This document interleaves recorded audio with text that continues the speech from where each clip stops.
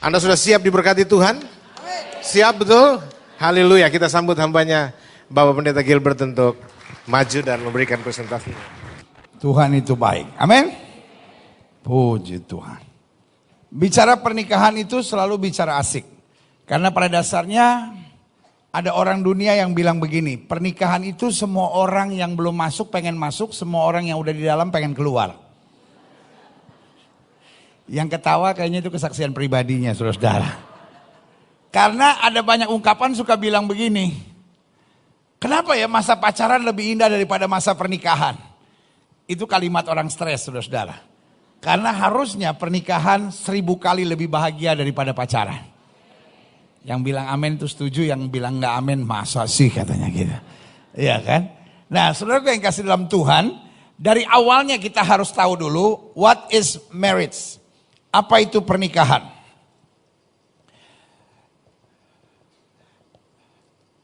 Pernikahan dirancang Tuhan. Yang setuju sama saya bilang dirancang Tuhan. Siapa yang memulai pernikahan? Adam atau Tuhan? Hello? Siapa yang memulai pernikahan? Adam atau Tuhan? Tuhan bilang apa?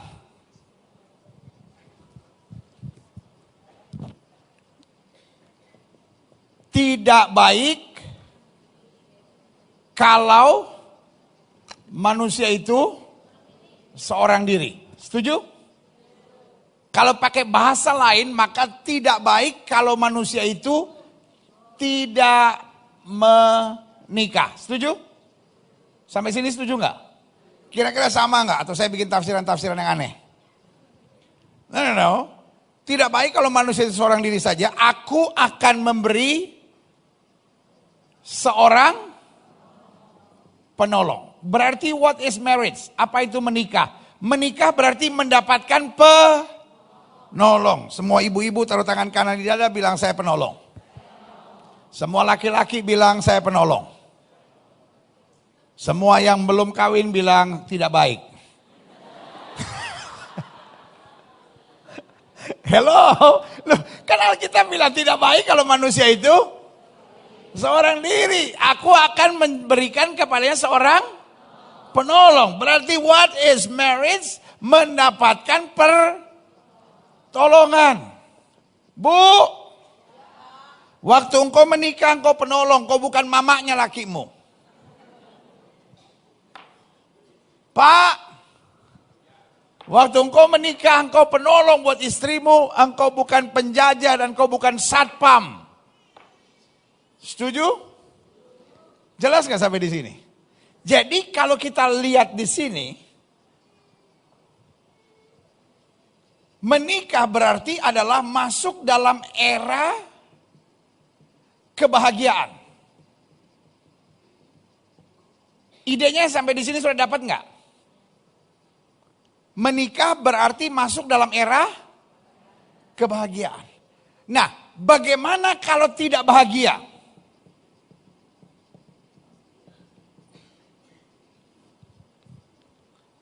Ada dua pilihan.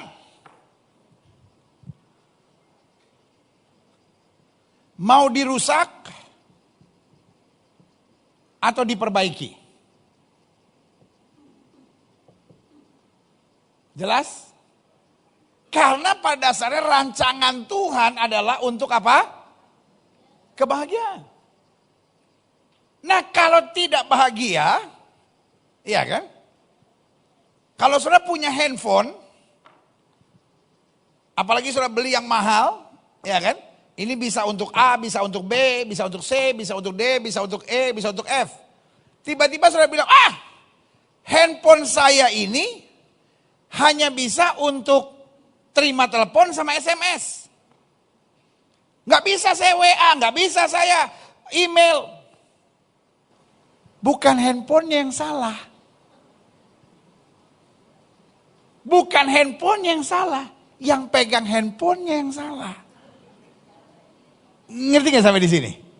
Panggil anak saudara yang nggak usah tua-tua gak usah pintar-pintar. Panggil anak saudara 14-15 tahun. Ini gimana sih? Mama, nih. Mak, ini bisa untuk WA mah, caranya gini mah.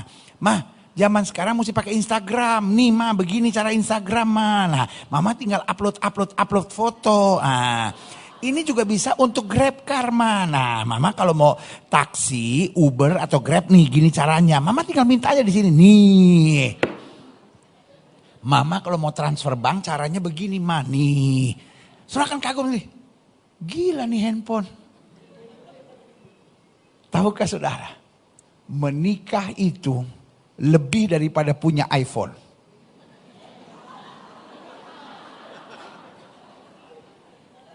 Setelah sudah menikah, mau transfer, tinggal bilang, Pak, tolong transferin, dia transfer.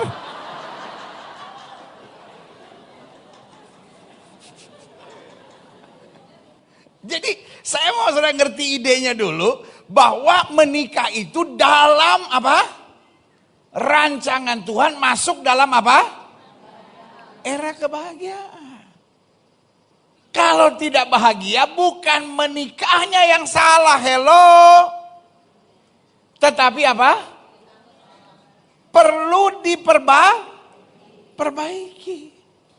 Jangan dirusak. Karena apa? Karena lembaganya tidak salah.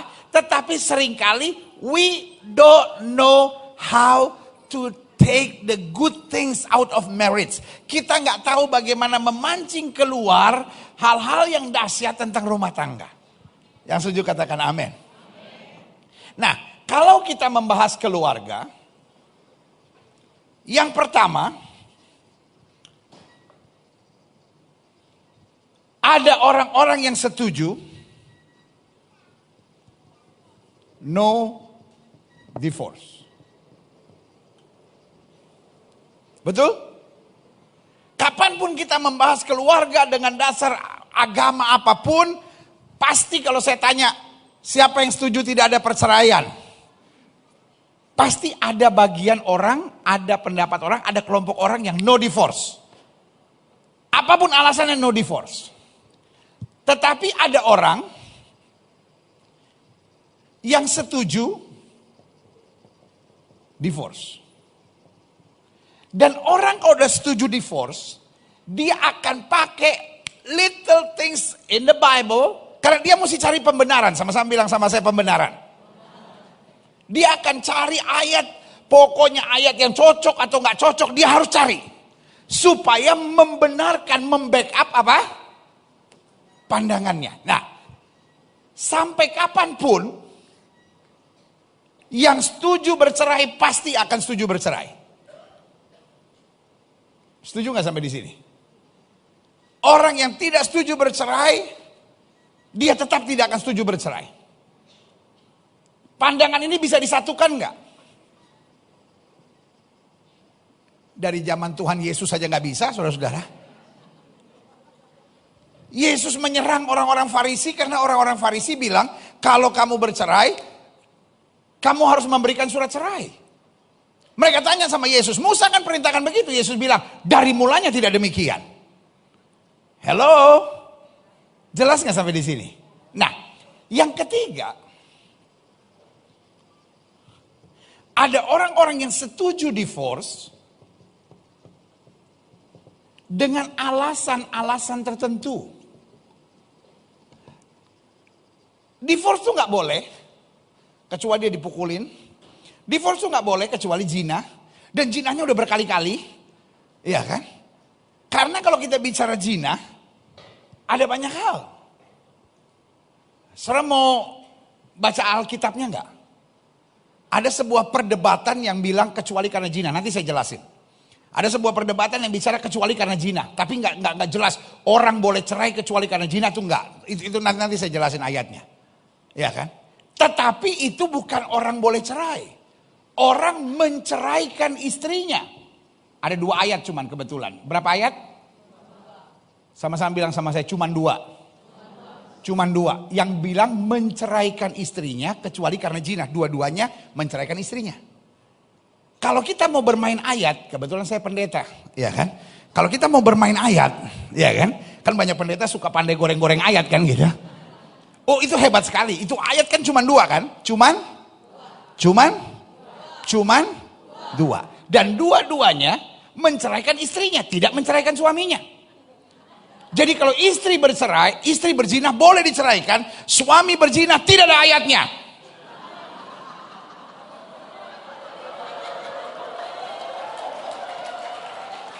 Thank you for the Bible. Saya mau bilang pandangan-pandangan itu buat saya najis, saudara. Kenapa? Karena kita kalau baca Alkitab itu harus lengkap. Nggak boleh kita perkosa ayat dari dua ayat ini, lalu kita mengeluarkan sebuah ide-ide yang berbahaya. Jelas nggak sampai di sini? Karena dua-duanya kebetulan menceraikan istrinya kecuali karena zina. Jadi kalau menceraikan suaminya karena zina tidak ada loh. Jadi suami kalau berzina tidak boleh diceraikan karena tidak ada ayatnya. Tapi kalau istri berzina boleh diceraikan karena ada ayatnya.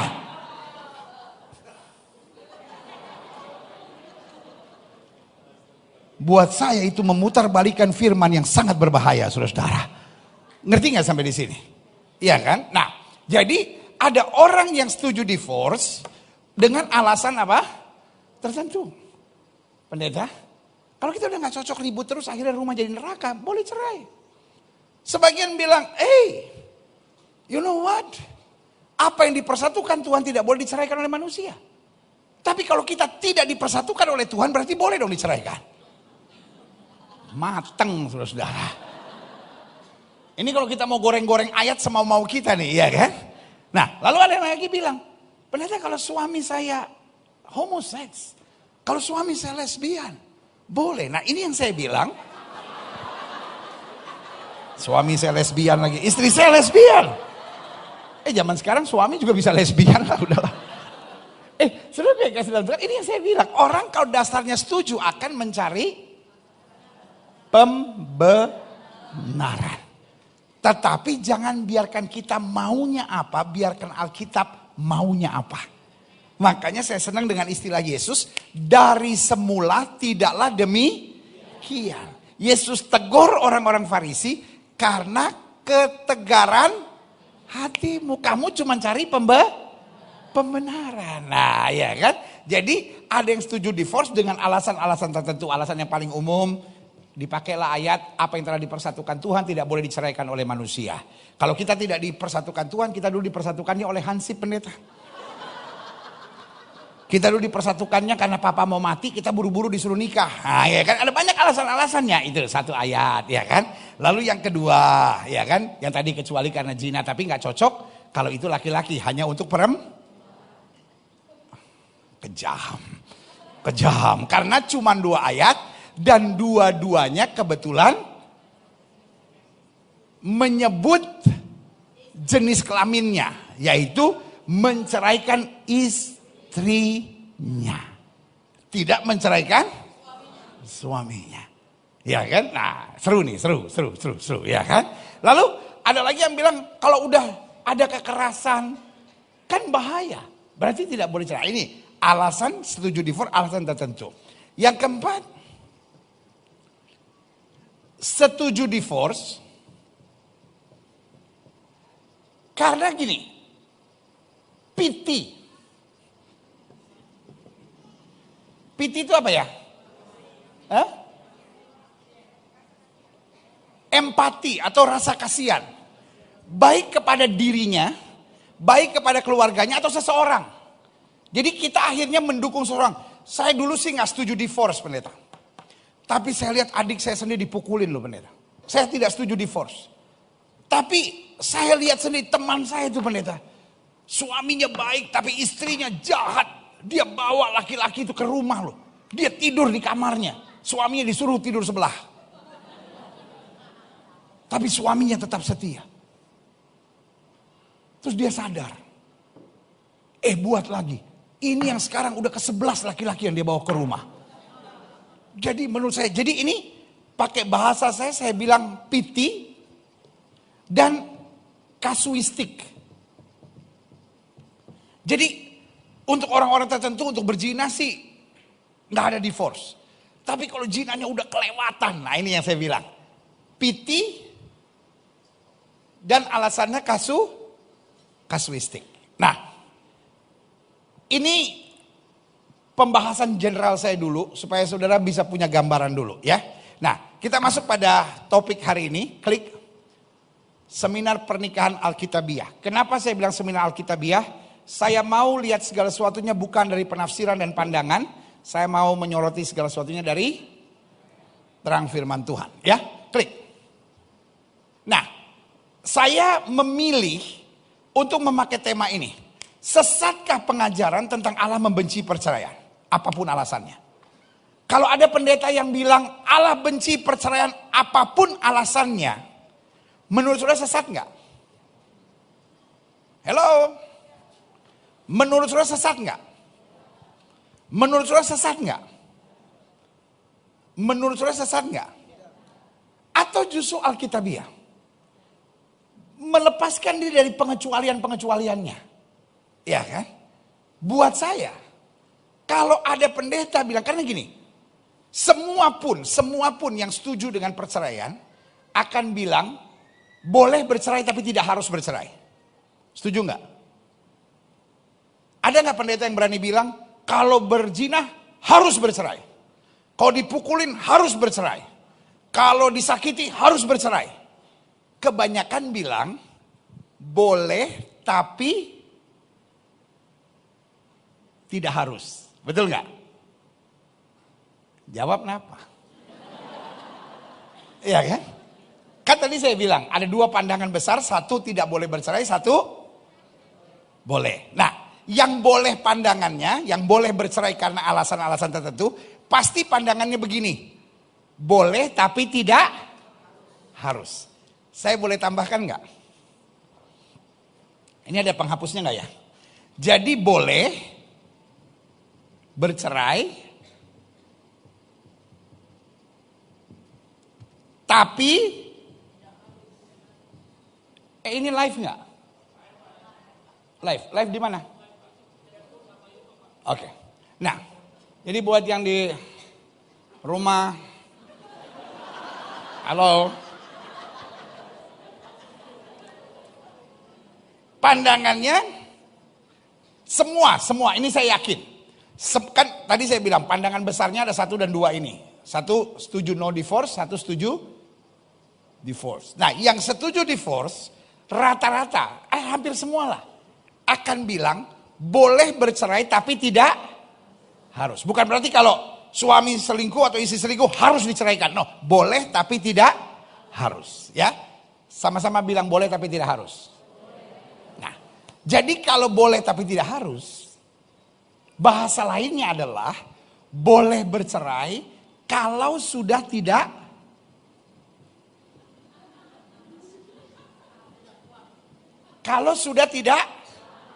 tahan.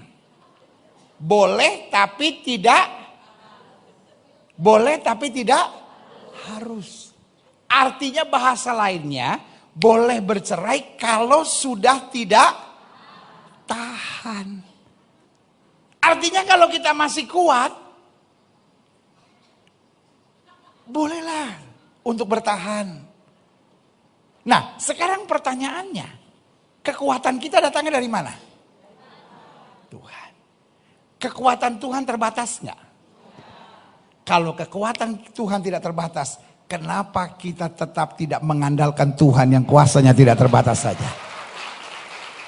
Amsal bilang, hati raja seperti batang air di tangan Tuhan. Tuhan dapat mengaliri kemana saja Tuhan mau.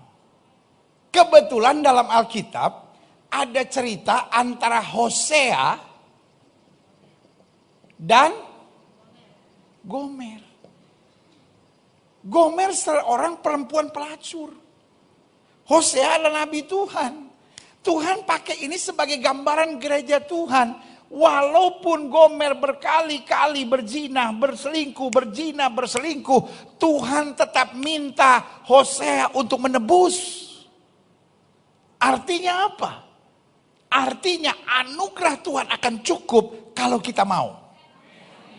Sama-sama bilang ada kuasa Tuhan. Sama-sama bilang ada mujizat Tuhan. Jelas? Makanya saya mau kasih judul, sesatkah pengajaran tentang Allah membenci perceraian apapun alasannya? Atau sebaliknya, atau justru Alkitabiah. Alkitab bilang Allah benci perceraian. Oh, kenapa cuma pakai satu ayat? Ayat lain bilang apa yang dipersatukan Tuhan tidak boleh diceraikan oleh manusia. Loh, kenapa cuma pakai 2 ayat? Loh, dasarnya apa? Yang sebelah cuma 2 ayat dan itu doang. Dan gak jelas, kalau ini jelas. Apa yang dipersatukan Tuhan tidak boleh diceraikan oleh manusia. Alkitab bilang keduanya bukan 2 tapi 1. Dalam Alkitab bahasa Inggris dikatakan they cleave. Cleave itu bukan unite. Jadi gini, ketika tulang patah, itu tidak dibilang, oh the bones are unite. The bones are cleave. Jadi tulang-tulangnya itu, kalau udah nempel kembali, jadi tulang patah nih, cleave, itu udah menjadi satu lagi. Nah kalau unite, itu masih ada titiknya untuk bisa dipatahkan lagi. Tapi kalau sudah cleave menjadi satu, itu dipatahkan pasti rusak. Ngerti gak sampai di sini? Nah Alkitabnya itu sangat jelas. They cleave. Mereka menjadi satu. Jadi seluruh dasar Alkitab, pernikahan ini dalam kitab Wahyu adalah gambaran dari pernikahan anak domba dengan apa? Gerejanya. Ngerti gak maksud saya? Jadi pernikahan jangan cuma disoroti boleh cerai atau gak boleh cerai. Karena Alkitab bilang rahasia ini suci. Karena ini menggambarkan antara tubuh Kristus, ya kan, dengan Kristus yang adalah kepala. Makanya Kristus datang, kata Alkitab, sebagai mempelai laki-laki. Dan tubuh Kristus gerejanya sebagai mempelai wanita. Jadi pernikahan adalah gambaran agung. Sama-sama bilang sama saya, gambaran agung. Karena gerejanya tidak boleh menceraikan Kristus, Kristus tidak boleh menceraikan gerejanya. Karena itu pernikahan juga apa yang dipersatukan Tuhan tidak boleh diceraikan oleh manusia. Jelas sampai di sini? Oke. Pemahaman orang tentang firman Tuhan ada beberapa, ya. Jadi saya bilang tentang perceraian saja, secara garis besar ada yang setuju no divorce, ada yang setuju divorce. Dan yang setuju akan tetap setuju, yang tidak setuju akan tetap tidak setuju. Nggak ada gunanya kita menyatukan pandangan itu, karena yang setuju akan terus mencari dasar-dasar pembenaran, dan yang tidak setuju akan selalu mencari dasar-dasar pembenaran. Tetapi yang satu hal yang saya tahu, kalau ada orang bilang, saya berdiri pada pengajaran Allah benci perceraian, saya yakin dia tidak sesat. Amin. Karena dia akan bimbing orang untuk tetap kuat. Amin. Tetapi kalau orang berkata saya setuju perceraian, dapat misleading. Dapat membimbing orang. Orang yang tadinya sedang bertahan nih. Enggak, saya mau bertahan. Boleh. Cerai aja kalau gitu. Ya, gitu, betul enggak? Saudara-saudara yang suaminya lagi selingkuh, saudara-saudara yang istrinya lagi selingkuh, yang lagi mencari wajah Tuhan, minta kekuatan. Oh boleh toh. Kenapa enggak bilang dari kemarin-kemarin toh? Ya kan? Saya cerai aja lah gitu ya. Tapi nanti saya jelaskan, kalaupun setuju cerai, ingat kalau sudah bercerai lalu menikah lagi dia pun berzina. Iya kan? Jadi masih ada banyak persoalannya. Pertanyaan selanjutnya setelah bercerai, bagaimana dengan anak-anak kalau punya anak, ya kan? Jadi ada banyak kasusnya masih setelah itu. Makanya pertanyaan saya, apakah perceraian menyelesaikan masalah atau perceraian adalah awal dari berbagai masalah. Jadi jangan bangga dulu, boleh cerai, tidak boleh cerai. Saudaraku yang kasih dalam Tuhan, menyelesaikan masalah enggak? Amin. Iya kan? Makanya saya bilang, sesatkah pengajaran Allah benci perceraian? Mungkinkah seorang pendeta masuk neraka karena mengajar Allah benci perceraian? Saya percaya tidak mungkin. Amin. Karena kita bimbing menurut aturan firman. Karena mungkin sudah menatap saya dan berkata, tapi kalau nggak boleh cerai tiba-tiba dia dipukulin istrinya sampai mati, dia dipukulin suaminya sampai mati gimana? Itu pendetanya bodoh. Kenapa? Karena saudaraku yang kasih dalam Tuhan, waktu kita bimbing orang tidak boleh cerai, bukan berarti kalau suami pukul, ayo pukul.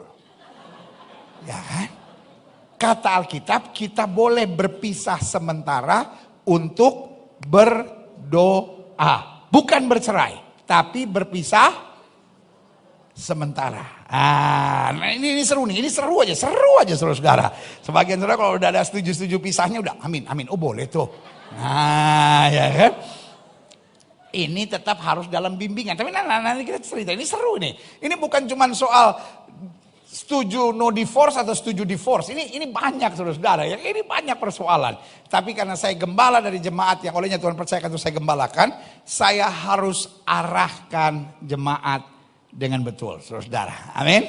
Lihat selanjutnya. Pemahaman orang tentang firman Tuhan ada beberapa. Yang pertama, ada orang-orang yang memang mau dengar dan belajar. Mau dengar dan belajar. Iya kan?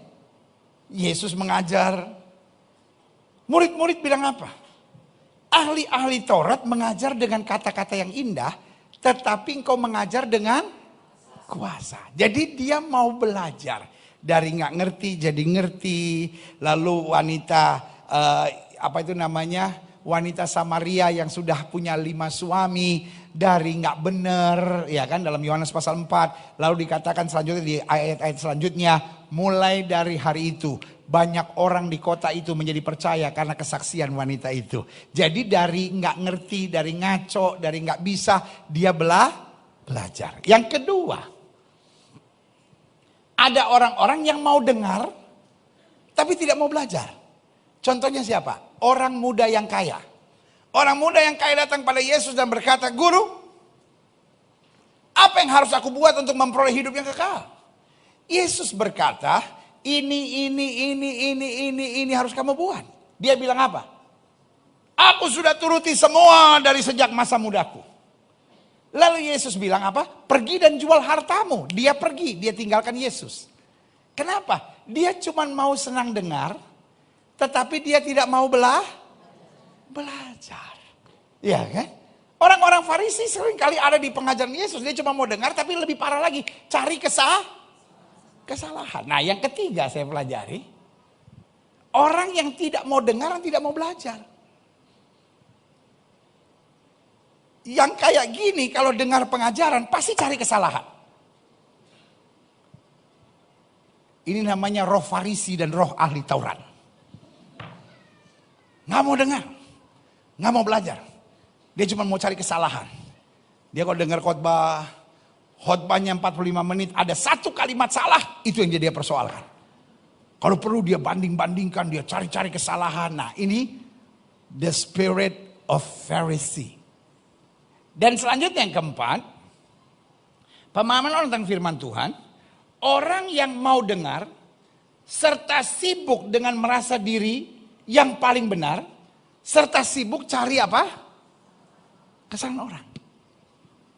Nah ini nih, saya khawatir di gereja hari-hari ini banyak orang begitu. Makanya bertahun-tahun dia masuk gereja, berselingkuh jalan terus, berzina jalan terus, dan dia mencari pembenaran.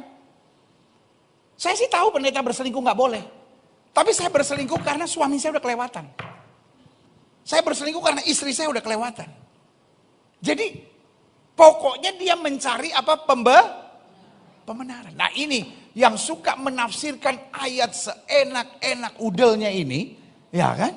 Karena apa? Karena mau mencari pembenaran. Saudaraku yang kasih dalam Tuhan, Farisi dan ahli-ahli Taurat di zaman Yesus saja tidak bisa bertobat. Karena memang hatinya sudah keras. Mereka tahu segala sisi firman Tuhan hanya untuk membenarkan dirinya, bukan untuk mencapai kemuliaan Allah. Karena itu hari ini saya ada di sini untuk setiap orang yang mau buka hati, untuk orang-orang yang mau menerima pengajaran, untuk orang-orang yang mau dikuatkan, untuk orang-orang yang mau hidup dalam kemuliaan Tuhan. Karena saya percaya kalau kita tidak miring ke kiri maupun miring ke kanan, hidup kita akan diberkati. Yang setuju katakan amin. Untuk setiap orang yang mau mencari pembenaran, saya bilang, urusan saudara sama Tuhan, bukan sama saya. Untuk setiap saudara yang hanya mau mencari-cari kesalahan dan mau mencari-cari titik-titik kemenangan dalam hidup saudara, saya persilahkan kau menang. Sebab saya bukan seorang pinter, saya hanya seorang biasa yang hidup seturut firman Tuhan dan memahami firman Tuhan sejauh apa yang saya ketahui dan saya tahu. Tetapi yang saya mau pegang, saya tidak mau berprinsip pada tafsiran manusia. Saya mau berpegang pada kebenaran firman. Saya mau hidup di dalamnya. Dan biar bukan kehendak kita yang jadi, tapi Kristus yang jadi dalam hidup kita. Yang setuju katakan amin. Nah, selanjutnya. Makanya saya catat berita ini saya sampaikan bagi yang mau dengar dan belajar. Adapun dasar pembahasan saya adalah murni firman Tuhan. Nah, kita lihat sama-sama. Apa dasar murni firman Tuhan? 1. Malaki 2 ayat 16. Sebab aku membenci perseraian firman Tuhan oleh Israel. Juga orang yang menutupi pakaian dengan kekerasan firman Tuhan semesta alam. Maka jagalah dirimu dan janganlah berkhianat. Coba keluarkan ayat 17-nya. Malaki 2 ayat 17. Kamu menyusahai Tuhan dengan perkataanmu. Tapi kamu berkata, dengan cara bagaimana kami menyusahai dia? Dengan cara kamu menyangka setiap orang yang berbuat jahat adalah baik di mata Tuhan. Kepada orang demikian, ia berkenan atau jika tidak, di manakah Allah yang menghukum? Ya kan? Makanya Tuhan bilang, cara perkataan kamu menyusahkan Tuhan. Karena kamu pikir mau buat apapun, nggak apa-apa, baik di mata Tuhan. Kembali ke ayat 16. Aku membenci perceraian. Ini bukan suara manusia. Ini bukan perkataan manusia, ini perkataan dari apa? Tuhan sendiri. Oh, ini perjanjian lama. Pertanyaan saya, Allah perjanjian lama sama Allah perjanjian baru sama enggak? Ya kan? Oke, nafasnya sama enggak waktu Yesus berkata, apa yang dipersatukan Tuhan tidak boleh. Jadi kalau kamu menceraikan, Allah benci. Jadi kalau saudara menemukan alasan apapun, tetap firman ini tidak pernah bisa berubah. Allah benci. Oke. Pertanyaan saya, di ayat ini Tuhan bilang enggak, Allah membenci perceraian kecuali karena zina? Oke, saya mau tanya sama saudara dulu. Statement ini jelas enggak? Allah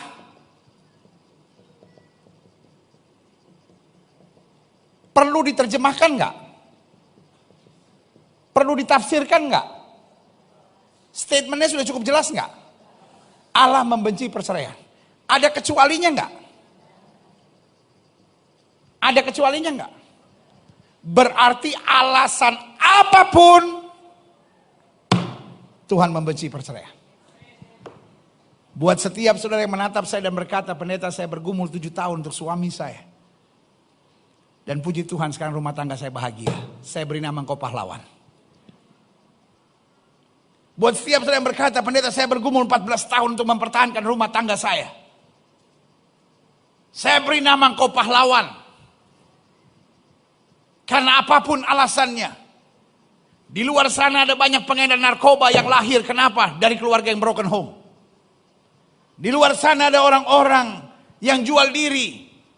Jadi perempuan malam yang lahir dari keluarga broken home. Kalau karena kasih Tuhan kau mempertahankan keluarga, saya beri nama kau pahlawan. Karena firman Tuhan berkata Allah benci perceraian. Amin. Lalu pertanyaan saya selanjutnya, apakah orang-orang yang bercerai, apakah orang-orang yang sudah diceraikan adalah orang-orang yang dibenci Tuhan? Jawaban saya sederhana. Orang-orang bercerai yang bertobat, orang-orang bercerai yang datang pada Tuhan, orang-orang yang diceraikan yang mengasihi Tuhan adalah orang-orang yang dikasihi Tuhan. Jadi jangan berkata bahwa Allah benci perceraian, lalu semua orang yang bercerai, semua orang yang diceraikan adalah orang-orang terkutuk.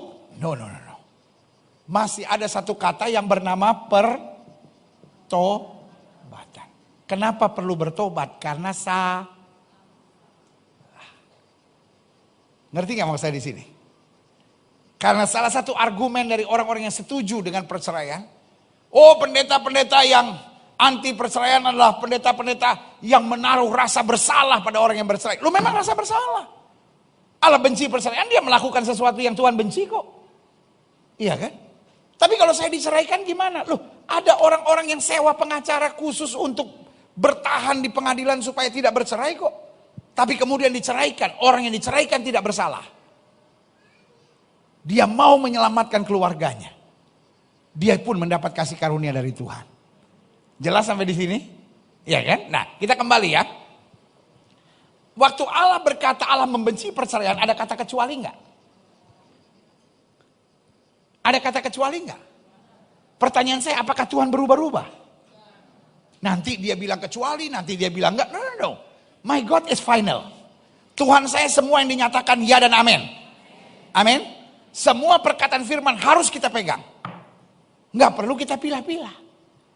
Tetapi yang masih perlu dipertanyakan, perlu kita lihat kebenarannya.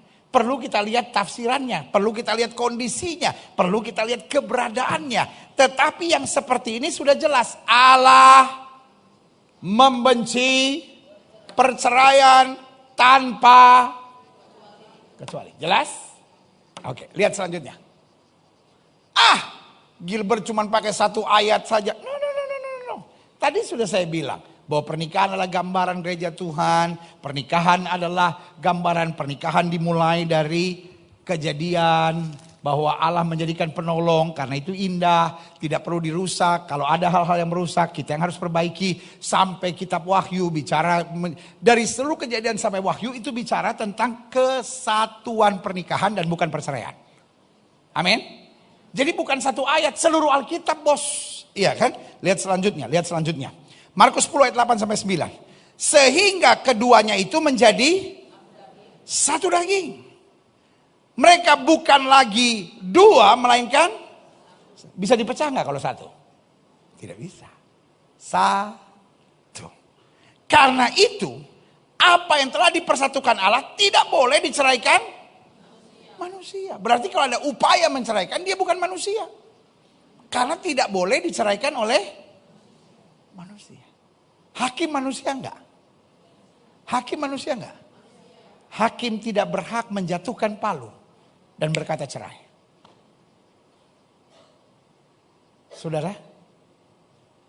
Saudara ambil paspor di mana?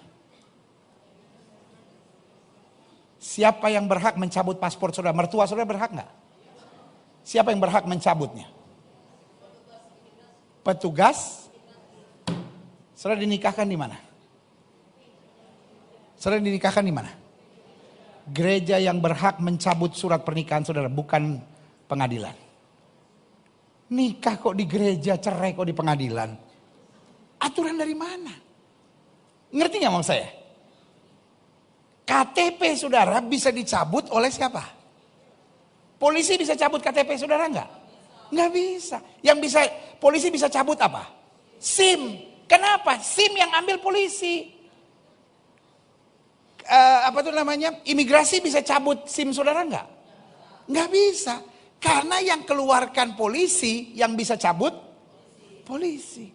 Pernikahan dikeluarkan oleh siapa? Gereja. Catatan sipil hanya mencatat apa yang dicatat oleh, apa yang diberkati oleh gereja. Berarti yang berhak untuk keluarkan adalah gereja. Jadi baik hukum Alkitabnya maupun hukum logiknya nggak masuk, saudara-saudara. Jelas nggak maksud saya? Makanya Alkitab boleh bilang apa yang dipersatukan Allah tidak boleh diceraikan oleh manusia. Kan yang mempersatukan Allah. Lembaga yang harus menceraikan adalah Allah. Bagaimana Allah menceraikan? Mampus.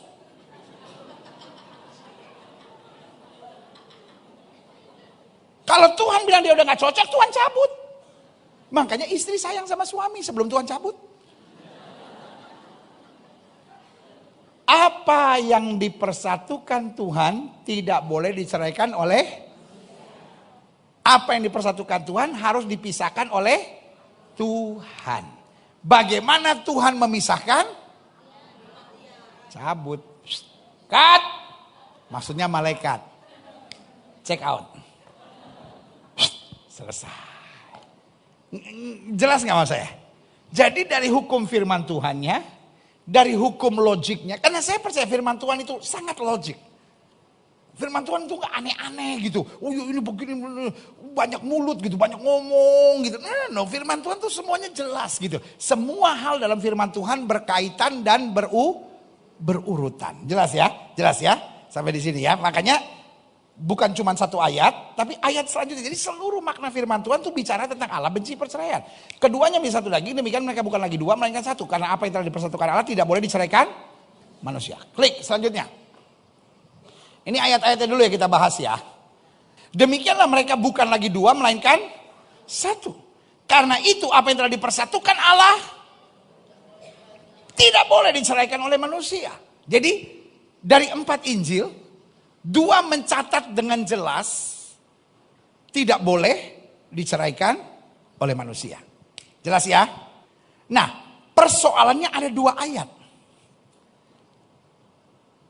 Satu adalah Matius 5 ayat 31 sampai 32. Telah difirmankan juga. Siapa yang menceraikan istrinya harus memberi surat cerai kepadanya.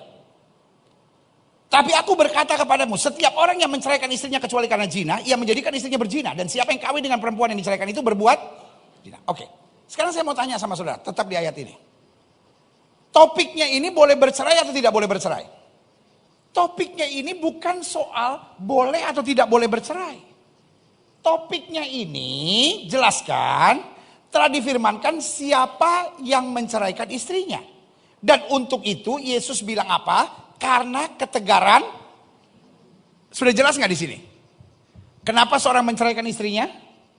Karena ketegaran hati. Jadi ini sesuatu yang sudah ditentang Tuhan. Tetapi ingat, ide ini muncul dari orang-orang Farisi yang mencobai Yesus. Sama-sama bilang sama saya, mencobai Yesus. Ya, oke. Telah difirmankan juga, siapa yang menceraikan istrinya harus memberi surat cerai kepadanya. Ini bukan bilang boleh atau tidak boleh bercerai loh. Topiknya adalah siapa yang menceraikan istrinya. Jadi dalam khotbah saya bilang, coba tunjukkan ayat yang bilang boleh bercerai kecuali zina. Tidak ada. Alkitab tidak pernah eksplisit. Kalau ini kan eksplisitnya jelas banget dong. Allah benci perceraian, selesai. Tidak pernah ada boleh bercerai kecuali karena zina. Ini penafsiran. Apa? Nanti saya buktikan buat saudara bahwa dalam bagian lain kata kecuali karena zina ini tidak ada. Dalam konteks yang sama. Ya. Telah difirmankan juga siapa yang menceraikan istrinya harus memberi surat cerai kepadanya. Konteksnya adalah siapa yang menceraikan istri. Ada nggak siapa yang menceraikan suami?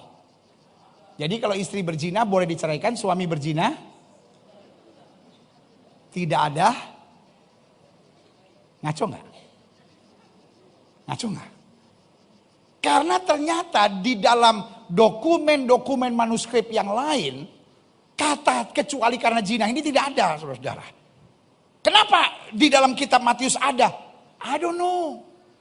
Itu perlu penyelidikan lagi. Saya kebetulan bukan orang pintar yang mau menyelidiki ayat. Tetapi saya adalah orang yang berpegang pada kebenaran-kebenaran firman Tuhan yang mutlak, saudara-saudara. Saya bisa menjelaskan buat saudara karena Matius tujuannya begini-begini. Saya bisa, saya akan menjelaskan semua. Tetapi bukan dalam forum seperti ini. Kenapa? Saudara juga jadi pusing karena itu. Yang penting saya akan jelaskan dulu yang firman-firmannya. Bukan yang penjelasan-penjelasan manusianya. Penafsiran-penafsiran manusianya. Nggak penting kali saudara-saudara. Itu forum diskusi teologi tersendiri saudara-saudara. Tetapi gini. Topiknya dulu. Jadi kita jangan perkosa ayat keluar dari konteksnya. Konteksnya bukan boleh atau tidak boleh bercerai. Konteksnya adalah siapa yang menceraikan istri. Bukan menceraikan suami, bukan apa-apa. Oke. Mana tadi ayatnya? Tetapi aku berkata kepadamu, setiap orang yang menceraikan istrinya kecuali karena zina, ia menjadikan akibatnya, kalau menceraikan istrinya kecuali karena zina, ia menjadikan istrinya. Kenapa kecuali? Loh, karena kalau istrinya sudah berzina, ya nggak perlu lagi dijadikan berzina dong, memang udah berzina. Ngerti nggak konteksnya? Tuhan bilang nggak? Yang menceraikan istrinya karena zina, dia adalah pria yang benar. Tuhan tidak membenarkan perceraian, nggak ada, sama sekali nggak ada. Jangan terpengaruh sama kata kecuali, padahal konteksnya bukan benar atau tidak benarnya sebuah perceraian. Setuju nggak? Konteksnya orang ini karena kekerasan hatinya, orang ini karena kepala tegar tengkuknya ini, orang ini karena kepala batunya, pokoknya mau menceraikan istrinya. Tetapi kalau dia menceraikan istrinya, kecuali karena zina, dia menjadikan istrinya berzina. Konteksnya bukan pada si pelaku, karena si pelaku jelas sudah tegar hati. Konteksnya kepada akibat yang ditimbulkan akibat dari perceraian. Jelas nggak sampai di sini? Make sense nggak? Iya ya, jadi ini bukan konteksnya boleh atau tidak boleh bercerai. Tidak boleh bercerai sudah jelas karena ketegaran hati. Kamu menceraikan istri. Nah, yang sedang dibahas ayat ini, tolong dimengerti baik-baik. Bukan boleh atau tidak boleh, tapi akibatnya. Oke, nah lihat selanjutnya. Apakah ayat ini konteksnya membenarkan perceraian jika ada perzinahan?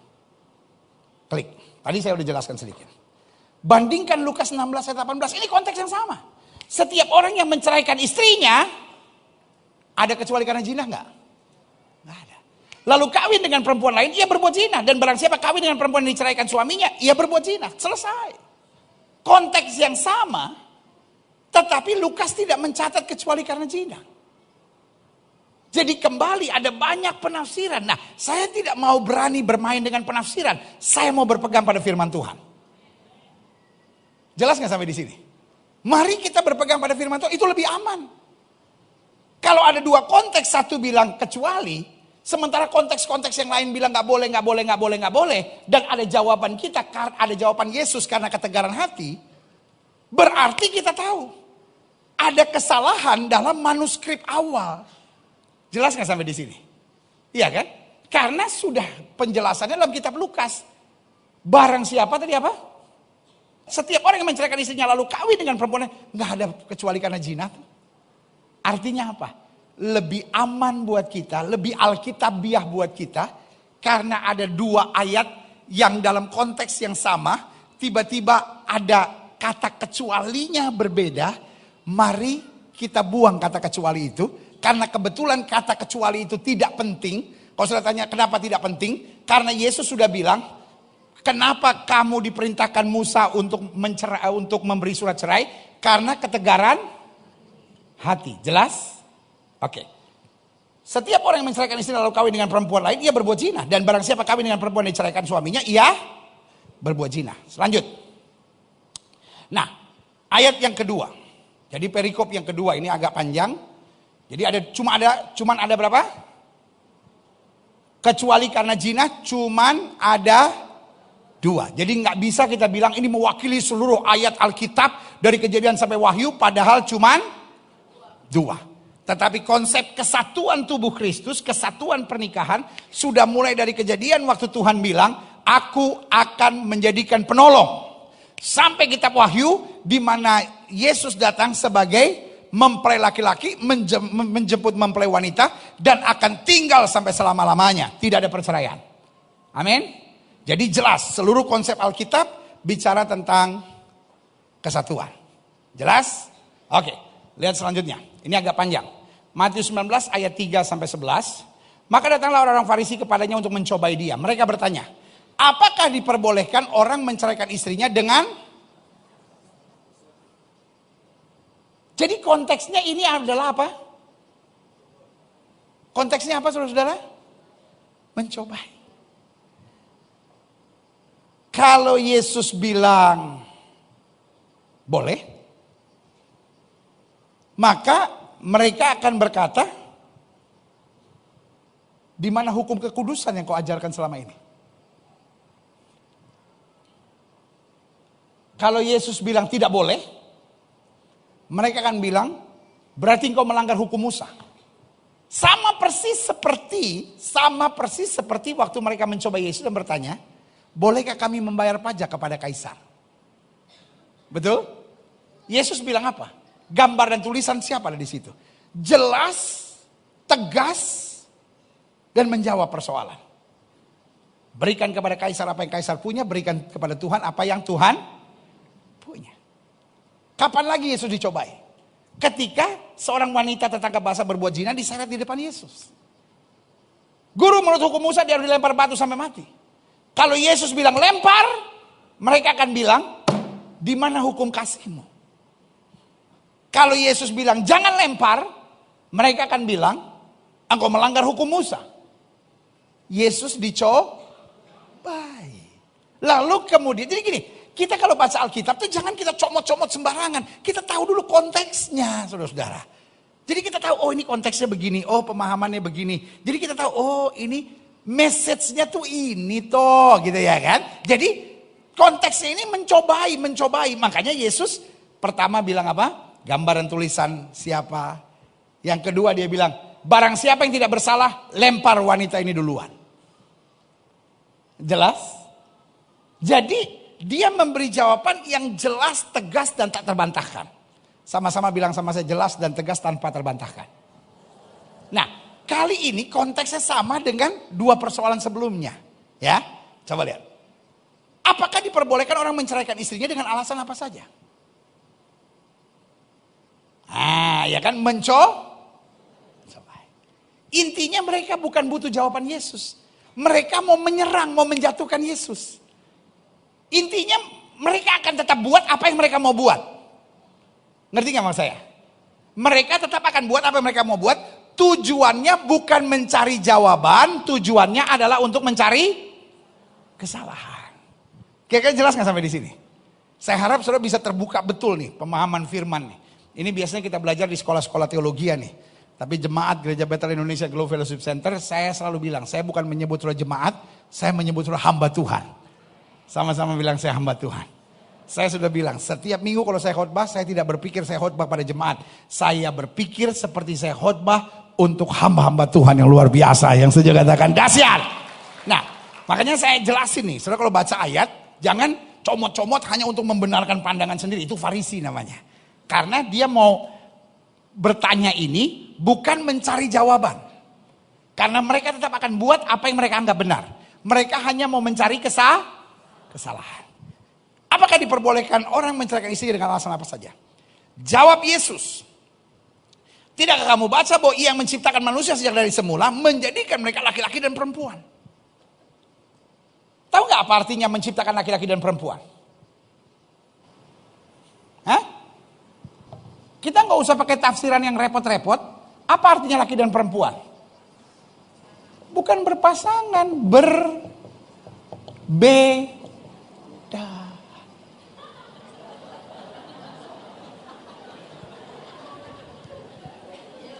Iya dong.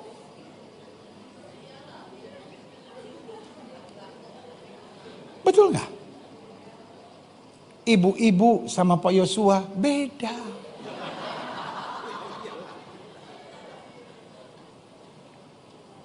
Ibu-ibu boleh pakai baju laki. Laki-laki nggak bisa pakai baju perempuan. Ibu-ibu boleh tidak pakai lipstik. Laki-laki tidak boleh pakai lipstik. Itu curangnya perempuan. Perempuan boleh pakai celana jeans laki-laki. Tapi laki-laki nggak boleh pakai kulot perempuan. Makanya sepatu laki bisa dipakai oleh perempuan. Iya kan? Laki-laki pakai sepatu sneaker gini, perempuan boleh pakai, yang laki-laki pakai. Suami sudah punya, asal ukurannya sama bisa sudah pakai. Tapi istri saudara punya hak tinggi, nggak boleh bapak pakai. Kurang mantap gitu. Masuk kebaktian, shalom. Ada amin. Kurang mantap saudara. Sampai di sini ngerti nggak mau saya? Jelas nggak? Iya kan? Jadi laki dan perempuan gak usah pakai tafsiran yang repot-repot. Saya selalu bilang, kita lihat aja Alkitab as is. Menciptakan laki dan perempuan artinya berbeda. Karena berbeda artinya ada potensi konflik. Jelas gak? Bisa ribut, bisa selingkuh, bisa kecewa, bisa berpikir gak cocok. Karena dasarnya adalah jelas nggak yang Alkitab ngomong? Iya kan? Ya. Jadi jelas ya. Sekali lagi, kita kembali. Jawab Yesus, tidak kamu baca bahwa Ia yang menciptakan manusia sejak semula menjadikan mereka laki-laki dan perempuan. Artinya berbeda dan memiliki potensi konflik. Lihat selanjutnya, klik. Dan firman-Nya Sebab itu laki-laki akan meninggalkan ayah dan ibunya dan bersatu dengan istrinya sehingga keduanya menjadi satu daging. Demikian mereka bukan lagi dua melainkan satu. Karena itu apa yang telah dipersatukan Allah? Boleh saya tanya sama saudara? Selesai nggak? Selesai nggak jawaban Yesus? Selesai.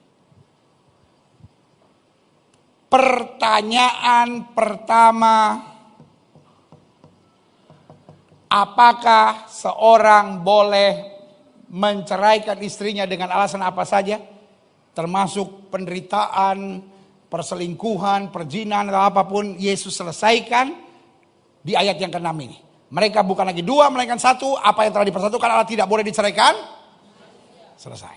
Masuk ayat yang ke-7. Masuk ayat yang ke-7. Setelah lihat ada hubungannya sama pertanyaan pertama enggak? Tidak.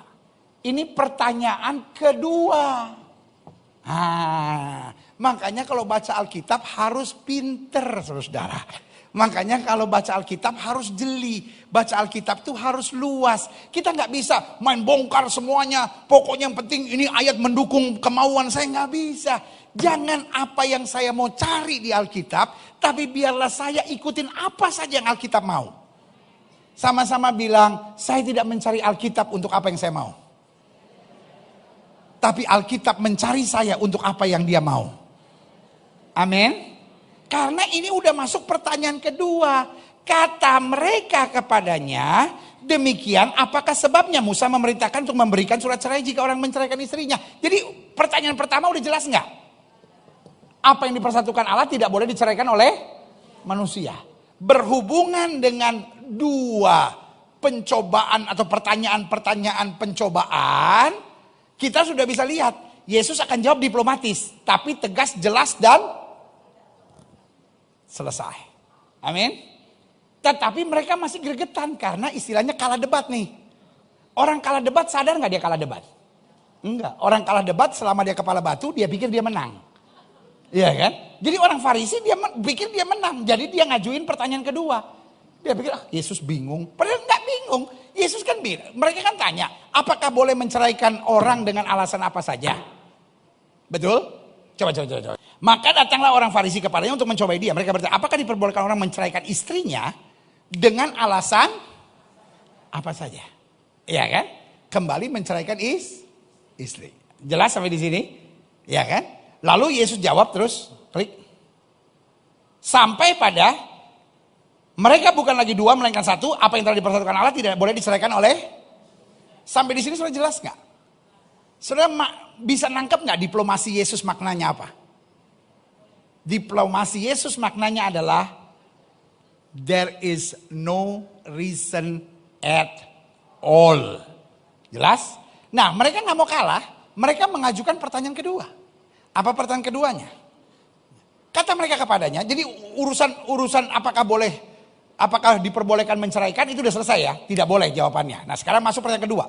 Kata mereka kepadanya, jika demikian apakah sebabnya Musa memerintahkan untuk memberikan surat cerai jika orang menceraikan istrinya? Kata Yesus kepada mereka, karena ketegaran hatimu.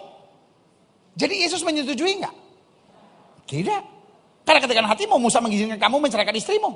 Tapi sejak semula tidaklah demikian.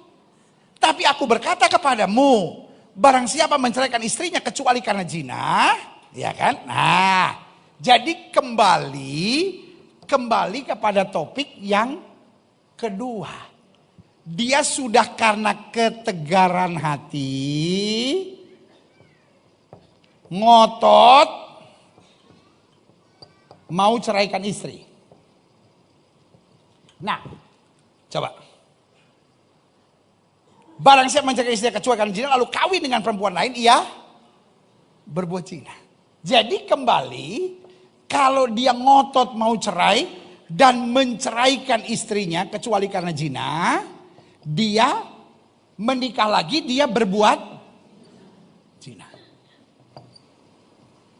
Nah, sekarang pertanyaannya, kalau istrinya berzina lalu dia ceraikan, lalu dia menikah lagi, berarti dia tidak berbuat zina dong. Ini konteksnya bukan boleh atau tidak boleh bercerai loh. Sampai sini jelas nggak? Konteksnya adalah, coba. Coba. Barang siapa menceraikan istrinya kecuali karena zina lalu kawin dengan perempuan lain. Jadi bukan soal menceraikannya boleh atau tidak boleh. Kamu ngotot nih karena ketegaran hati kamu nih menceraikan istri nih. Ya kan? Kecuali karena zina nih. Kalau kamu menikah lagi, kamu berbuat zina. Ya kan? Jadi berarti kalau istri berzina lalu kita ceraikan, kita boleh kawin lagi dong. Kembali kepada penafsiran. Penafsirannya adalah pada zaman itu kalau seorang wanita tertangkap basah berbuat zina, dia diseret keluar kota, dilempar batu sampai mati. Jelas sampai di sini? Berarti dia sudah mati. Karena hal lain tidak boleh. Tetapi kembali, saya tidak tertarik dengan penafsiran. Saya coba gali ayat lain. Klik. Saya temukan ini. Murid-murid itu berkata kepada, jika demikian halnya hubungan antara suami dan istri lebih baik jangan kawin. Jadi akhirnya mereka bilang, waduh susah juga ya. Apapun kesalahannya tetap harus diterima. Akan tapi ia berkata kepada mereka, tidak semua orang dapat mengerti perkataan itu. Hanya mereka yang dikaruniai saja. Artinya apa? Kalau orang sudah dikaruniai Tuhan, dia akan mendapat kekuatan Tuhan bukan untuk bercerai, tapi untuk mengampuni. Iya dong, murid-murid kan manusia biasa, murid-murid kan normal. Hah? Orang udah salah gimana pun kita harus mengampuni. Kita gak boleh kawin lagi, kita gak boleh menceraikan. Waduh, mendingan gak kawin. Hanya untuk orang-orang dikaruniai. Karena kalau orang yang mendapat karunia dari Tuhan, dia mendapat kekuatan Tuhan untuk dapat mengampuni. Amin. Karena solusi kesalahan istri, solusi kesalahan suami. Alkitab bilang, barang siapa yang tidak berdosa, lempar pasangannya duluan. Barang siapa. Loh, waktu tertangkap basah berhubungan. Makanya saya bilang, Alkitab itu jangan dipotong-potong, jangan biarkan berdiri sendiri. Semua ayat Alkitab berhubungan. Kalau ada seorang wanita yang tertangkap basah berbuat zina, itu kebetulan istrimu.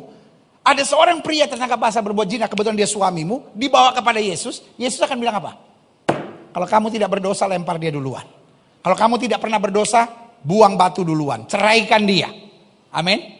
Tapi pada kenyataannya, suami yang bilang, istri saya berzina. Istri yang berkata, suami saya berzina. Juga ada, bukan ada zinahnya loh. Tapi ada Yesus gak bilang, barang siapa yang tidak pernah berzina. Yesus bilang, barang siapa yang tidak pernah Sampai sini jelas gak? Make sense gak buat saudara? Berhubungan gak semua ayat-ayat firman Tuhan? Amin. Saya comot-comot Alkitab menurut mau-mau saya enggak? No. Saya buka Alkitab dari seluruh konteksnya dan saya harap sudah bisa memahami. Isi hati Tuhan adalah barang siapa yang dikaruniai, dia akan mengerti. Kalau saya menghadapi kesalahan pasangan dan suami saya yang seperti saya bilang tadi, ada perbedaan dan potensi konflik, maka saya harus menyelesaikannya dengan pengampunan dan kasih. Berikan tepuk tangan yang meriah buat Tuhan. Selalu saya bilang, divorce is never ever a solution. Di balik perceraian yang ada kepahitan, kalau masih ada tangan Tuhan. Makanya saudara, salah satu solusi yang nanti saya tawarkan adalah konseling pranikah dalam keluarga, konseling pranikah dalam gereja harus dikuatkan. Gereja yang olehnya Tuhan percayakan untuk saya gembalakan, gereja yang olehnya Bapak Ibu sudah berada di gereja ini namanya Glow. Setiap orang yang menikah itu akan menghadapi konseling pranikah 17 sesi. Segala hal tentang pernikahan dikupas di sana. Setelah 17 sesi ketemu saya kira-kira 2 jam. Dan sebelum konseling pranikah saya selalu ngomong begini. Ketika gereja kita menikahkan kalian, gereja bertanggung jawab 100%. Artinya kapanpun kalian ada masalah, please come back to see us. Tolong kembali datang ke kita. Jangan tunggu ribut dulu. Ada perbedaan pandangan kecil saja yang kamu gak bisa selesaikan. Datang ke gereja, biar gereja menengahi kalian. Jangan tunggu masalah jadi besar. Gak ada perselingkuhan bisa terjadi. Gak ada persoalan apapun besar bisa terjadi. Kecuali kalian mengeraskan hati. Dasarnya memang pengen cerai, saudara-saudara. Khusus untuk gereja ini loh. Ya kan? Nah persoalannya, ya kan? kadangkala kita nggak ada konseling pranikah. Jadi perjanjian nikah juga nggak disadari. Cuman bimbingan-bimbingan nggak jelas. Lalu pas hari pernikahan juga nggak tahu apa gunanya janji nikah. Apa artinya berdiri di hadapan altar Tuhan. Apa artinya bilang aku menerima engkau sebagai suamiku yang sah dan satu-satunya. Gitu. Jadi solusinya jelas. Dipersiapkan matang supaya tidak membuka celah untuk iblis masuk. Jelas nggak sampai di sini? Ya, nanti saya jelaskan beberapa solusi-solusinya ya. Klik. Apakah konteks nas ini juga membenarkan perceraian jika ada perzinahan? Tadi sebagian udah saya jelaskan ya, klik. Ternyata Markus pasal 10 ayat 2 sampai 11 itu mengcounter. Jadi rupanya kembali sama dengan cerita Matius tadi. Nah, Matius 10 ayat 2 sampai 11. Maka datanglah orang Farisi untuk mencoba Yesus. Mereka bertanya, apakah seorang suami diperbolehkan menceraikan istrinya? Sekarang saya mau tanya, konteksnya sama nggak? Cuman wordingnya beda kan? Contohnya di Matius bilang apa saja, ya kan? Lalu di sini nggak ada kata apa saja. Tapi jawabnya kepada mereka, apa perintah Musa kepada kamu? Karena Yesus tahu Yesus sedang dicobai. Klik. Jawab mereka, Musa memberi izin untuk menceraikan dengan membuat surat cerai. Saudara lihat nggak wordingnya sedikit berbeda, tapi maknanya tetap sama kan? Artinya konteksnya baik Matius maupun Markus sedang sama-sama melihat Yesus di titik yang sama. Setuju nggak? Cuman masing-masing memberi laporan. Lalu kata Yesus kepada mereka, justru karena ketegaran hatimu maka Musa menuliskan perintah itu untuk kamu. Kembali sama. Karena ketegaran hati, karena kamu mau ngotot. Lalu kata Yesus, justru karena ketegaran hatimu. Sebab pada awal dunia Allah menjadikan mereka laki-laki dan perempuan. Sama ya? Berbeda. Lihat selanjutnya, klik. Sebab itu laki-laki akan meninggalkan ayah dan ibunya dan bersatu dengan istrinya. Sehingga keduanya menjadi satu daging. Demikian mereka bukan lagi dua, maka satu. Karena itu apa yang telah dipersatukan Allah tidak boleh. Sama nggak semua konteksnya? Sama ya, cuma wordingnya sedikit agak berbeda ya. Lihat selanjutnya, klik. Aha. Ketika mereka sudah di rumah, murid-murid itu bertanya pula kepada Yesus tentang hal itu. Lalu katanya kepada mereka, barang siapa menceraikan istrinya, lalu kawin dengan perempuan lain, ia hidup dalam perzinahan terhadap istrinya itu. Ada nggak kecuali karena zina? Ada nggak kecuali karena zina? Berani nggak kita menggantungkan satu ajaran kita yang sangat serius tentang pernikahan hanya kepada ayat sederhana yang ketika kita lihat di bagian lain dalam Alkitab tidak ada? Hello? Berani nggak kita menggantungkan sebuah ajaran yang sangat serius hanya dari dua penafsiran yang berbeda? Kalau saya nggak berani. Buat saya, firman Tuhan yang jelas itu yang lebih saya pegang. Tidak butuh penafsiran kok.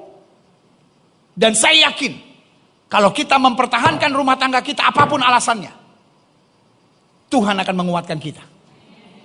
Setuju nggak saudara? Kenapa? Karena tidak ada dasar yang kuat. Karena waktu dibagi dalam bagian yang lain itu tidak menjelaskan. Jadi saudaraku yang kasih dalam Tuhan, bisa terjadi penambahan manuskrip, bisa terjadi karena ingin menjelaskan sesuatu dalam konteks tertentu. Dan ini membutuhkan penafsiran yang sangat panjang. Daripada kita sibuk sama penafsiran, lebih baik apa yang tertulis yang sudah nyata-nyata benar. Setuju? Karena intinya yang tidak setuju perceraian juga sama. Boleh bercerai, tetapi tidak harus. Artinya apa? Mereka juga gak punya pegangan yang jelas kok. Mereka gak berani. Mereka gak bilang harus bercerai. Kalau saya berani bilang, harus dipertahankan. Karena Tuhan yang sama yang berkata Allah benci perceraian. Tuhan yang sama yang berkata bagiku tidak ada perkara yang mustahil. Yang setuju berikan tepuk tangan yang meriah. Ngapain kita pegang sesuatu yang gak jelas? Betul gak? Boleh bercerai tapi tidak harus. Artinya kamu boleh bercerai kalau sudah tidak tahan. Lu bertahan saja. Kan Alkitab bilang orang yang bertahan sampai kesudahannya itu yang beroleh selamatnya. Jelas gak? Jadi sengaja saya adukan dua ayat ini. Satu ada kecualinya. Satu tidak ada dalam konteks yang sama. Jadi di manuskrip tertentu dalam penjelasan awalnya ini, yang akhirnya membutuhkan penafsiran. Saya nggak berani menggantungkan ajaran saya pada penafsiran. Saya nggak berani gantungkan ajaran saya yang sangat penting ini hanya dengan 2 ayat sederhana yang gak punya konteksnya selanjutnya tentang perceraian. Karena yang saya percaya waktu Yesus bicara perzinahan, wanita tertangkap basah berbuat zina, Yesus gak bilang lempar batu. Yesus gak bilang buang dari masyarakat. Yesus bilang apa? Kalau kamu tidak berdosa, lempar wanita ini duluan. Suami-suami yang sedang mau menceraikan istrinya karena menurut dia istrinya berzina. Izinkan saya bertanya, lu ada dosa enggak? Kalau lu tidak ada dosa, ceraikan. Ayatnya mana? Yesus bilang, kalau tidak berdosa, lempar wanita itu dengan batu. Hukum dia, ceraikan dia. Tapi kalau engkau ada dosanya juga bertobatlah. Ampuni. Sama seperti Tuhan perintahkan kepada Hosea, ambil Gomer. Karena dia adalah teman perjanjianmu. Dalam kitab Maleakhi dikatakan istri itu teman pewaris. Satu tubuh. Menjadi warga kerajaan sorga bersama. Yang setuju katakan dahsyat. Istri-istri yang sedang berpikir untuk menceraikan suaminya. Pertanyaan saya sederhana, lu ada dosa enggak? Kalau enggak ada dosa, hukum, ceraikan dia. Tapi kalau kau ada dosa, bertobat. Dan bilang, Tuhan, kalaupun aku ingin diampuni, kalau aku salah, aku ingin juga mengampuni mereka yang bersalah. Karena ada satu hukum dalam Alkitab. Apa yang kamu ingin orang lain perbuat kepadamu, perbuatlah itu kepada orang lain. Kalau sudah salah, saudara ingin diapain sama suami saudara? Diampuni. Kalau sudah salah, saudara ingin diapain sama istri saudara? Diampuni. Karena itu kalau suami sudah salah, istri sudah salah, ampuni. Seorang wanita yang berzina adalah wanita yang tersesat. Seorang suami yang berzina adalah suami yang sedang dirasuk setan. Setuju nggak? Masa engkau mau kalah sama setan? Istri yang sedang berzina adalah istri yang dirasuk setan. Masa engkau mau kalah sama setan? Usir setannya. Rebut suami saudara, rebut istri saudara. Buat Tuhan tidak ada perkara yang mustahil. Ada nggak orang yang berzina atau berselingkuh kita tanya, lu kenapa berzina? Hobi. Itu memang cita-cita gua. Sepakat nggak saudara sama saya? Orang yang berzina adalah orang yang kerasukan setan. Relakah saudara orang yang kerasukan setan sudah biarkan bergaul sama setan? Atau orang yang sedang kerasukan setan itu sudah mau rebut. Setan yang kau usir. Jiwanya yang kau selamatkan. Sebab ingat dia itu ayah dari anak-anakmu. Ingat dia ibu dari anak-anakmu. Masakan ketika dia kerasukan setan kau mau ketendang dan buang dia. Lalu sudah mau cari yang lain. Atau sudah mau hidup sendiri dan akhirnya membuat ketimpangan dalam keluarga. Wake up. Gereja harus kembali kepada ajaran firman Tuhan yang sebaiknya. Buat saudara-saudara yang masih percaya boleh bercerai, silahkan. Peganglah itu baik-baik. Saya nggak berani. Karena terlalu rapuh dasar berpijaknya. Lalu saudara tanya sama saya, apakah saya salah? Urusan saudara sama Tuhan, bukan saya. Tugas saya memberitakan kebenaran. Saudara mau terima atau tidak terima? Yesus saja tidak bisa mempertobatkan orang Farisi, apalagi saya. Tugas saya cuman menyampaikan. Saya tidak akan menghakimi saudara. Saya tidak akan bilang bahwa, ajaran kamu gak beres. Silahkan. Tapi saya gak berani. Kenapa? Dasar berpijak kalian terlalu lemah. Hanya 2 ayat yang penafsirannya pun ketika diadu dengan ayat yang lain pun bertentangan. Sehingga terlalu riski. Harus membutuhkan penafsiran dari ini, penafsiran dari ini, penafsiran dari ini. Padahal ngapain repot-repot? Alkitab sudah bilang Allah benci perceraian. Dari awalnya itu karena ketegaran hatimu selesai. Allah tidak pernah menghukum penzina, tapi Allah minta penzina diampuni. Klik, lihat selanjutnya. Perzinahan dalam pemahaman Kristus, sekali lagi saya ulangi. Walaupun orang bilang, ya tapi kan perzinahan yang Tuhan mau. Udahlah, setiap dosa adalah dosa. Perzinahan dalam pemahaman Kristus jelas. Klik. Matius 5 ayat 27-28. Kamu telah mendengar firman, jangan berzina. Ada yang bilang begini. Tetapi bahasa aslinya untuk perceraian, ini mulai bahasa aslinya nih, First of all, yang ngomong bahasa aslinya dia nggak ngerti bahasa aslinya, dia cuma baca. Dia cuma baca tafsiran, saudara. Dia nggak ngerti bahasa aslinya, nggak ngerti, saudara. Dia cuma baca. Dia cuma belajar setahun 2 tahun, dia nggak ngerti saudara. Kalau kita nggak ngerti, jangan cuma percaya sama buku, kita percaya firman Tuhan saja bos. Karena saya juga baca. Saya juga nggak ngerti, saya bukan orang Yunani, saya nggak bisa bahasa Yunani, saudara. Saya belajar sih bahasa Yunani, baca bukunya apa-apa, ya kan. Tapi saya tidak bisa bilang saya ngerti bahasa Yunani. Kenapa? Karena gua nggak ngomong bahasa Yunani. That is not my mother language. Lo iya dong. Saya ngerti unang songoni tuau, matemaho. Jehovah sahalakna di sorga, ngerti saudara. Tetapi saya tidak bisa bilang bahasa Batak itu saya ngerti, nggak ngerti. Saudara yang lahir dengan bahasa Batak lebih ngerti. Ngerti nggak? Saudara bisa tahu betul-betul maknanya begini. Hurje itu artinya apa? Saudara tahu. Kalau saya cuma diceritain orang, dijelasin orang. Ngerti nggak bedanya? Jadi orang kan kadang-kadang sekarang kan pakai bahasa Yunani, kenapa? Karena dia lihat di leksikon, karena dia lihat di tafsiran, karena dia lihat di buku-buku. Itu jangan dipakai sebagai pembenaran, bahaya saudara-saudara. Karena kita sendiri nggak ngerti. Kita cuma tergantung buku itu, kalau buku itu salah-salah saudara-saudara. Contoh, ada pendeta yang dulu bilang, apa itu namanya? Lobang jarum adalah nama sebuah pintu di Yerusalem. Bos, saya kebetulan ke Yerusalem udah hampir 100 kali bos. Saya sempat tinggal 8 bulan bos di situ bos. Semua pintu udah saya lewatin bos. Gak ada pintu lubang jarum bos. Saya udah pernah keliling dari seluruh tembok Yerusalem udah pernah saya kelilingin jalan kaki saudara. Udah pernah saya kelilingin saudara. Gak ada pintu lubang jarum, gak ada. Percaya saya saudara. Iya kan? Saya bisa ngomong kenapa gue udah jalanin. Tapi kenapa orang itu khotbah? Apakah dia khotbah salah? Enggak. Dia baca buku yang salah. Ngerti nggak?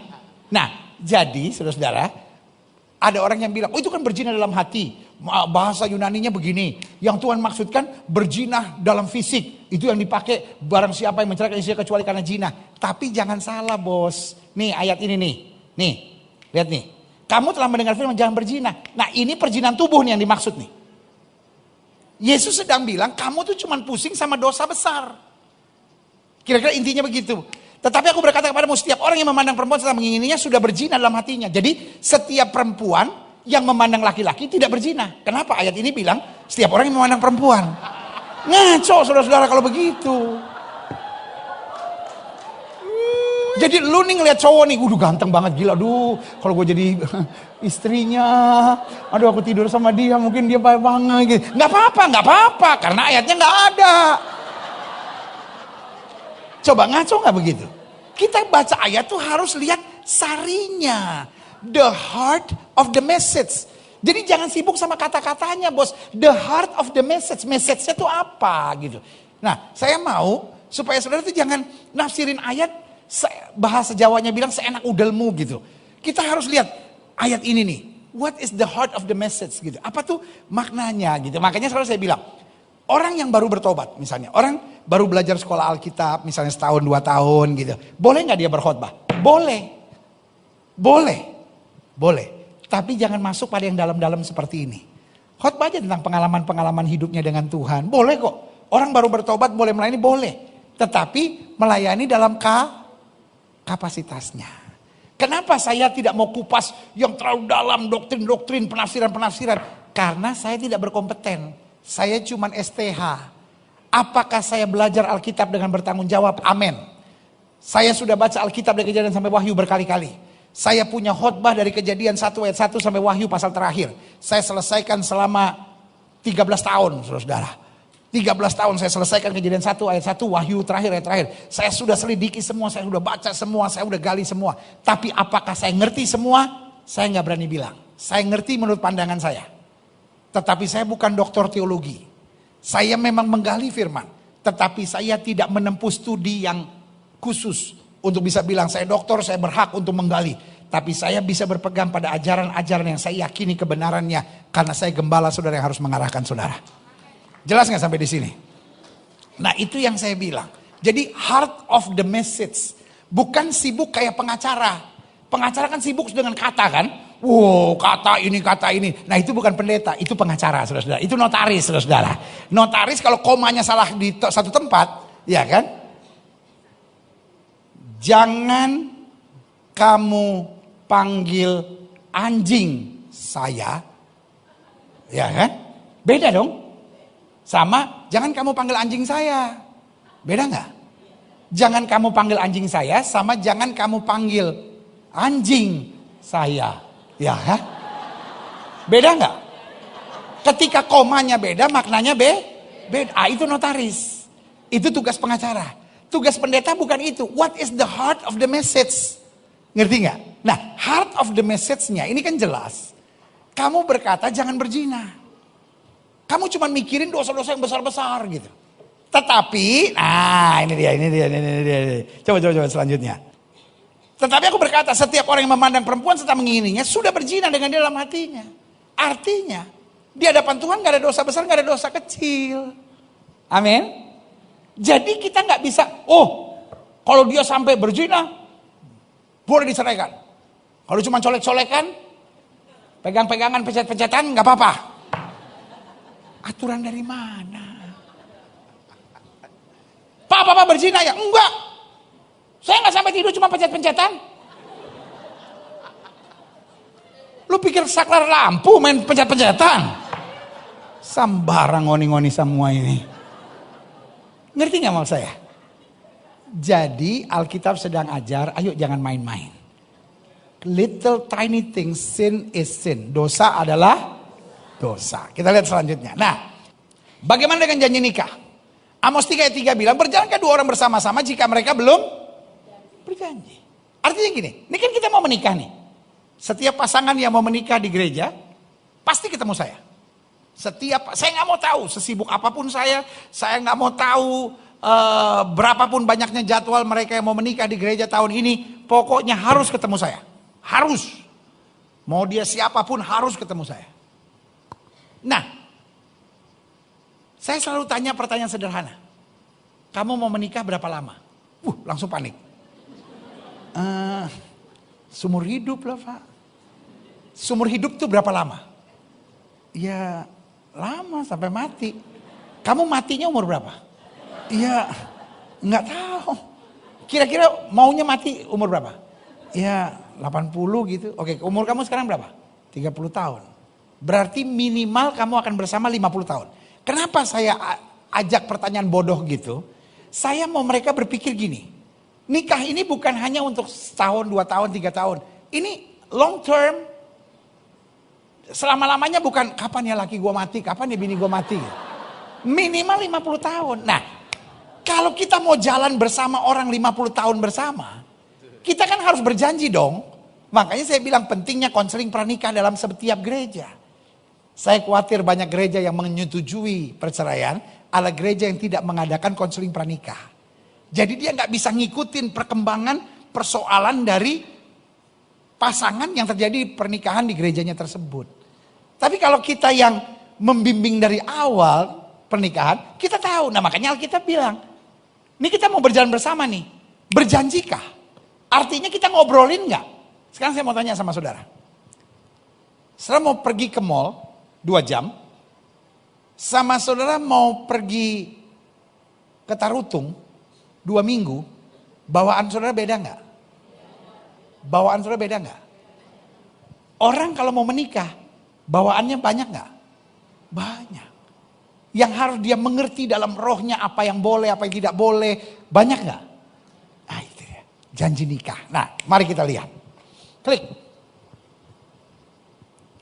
Apa isi janji nikah kita?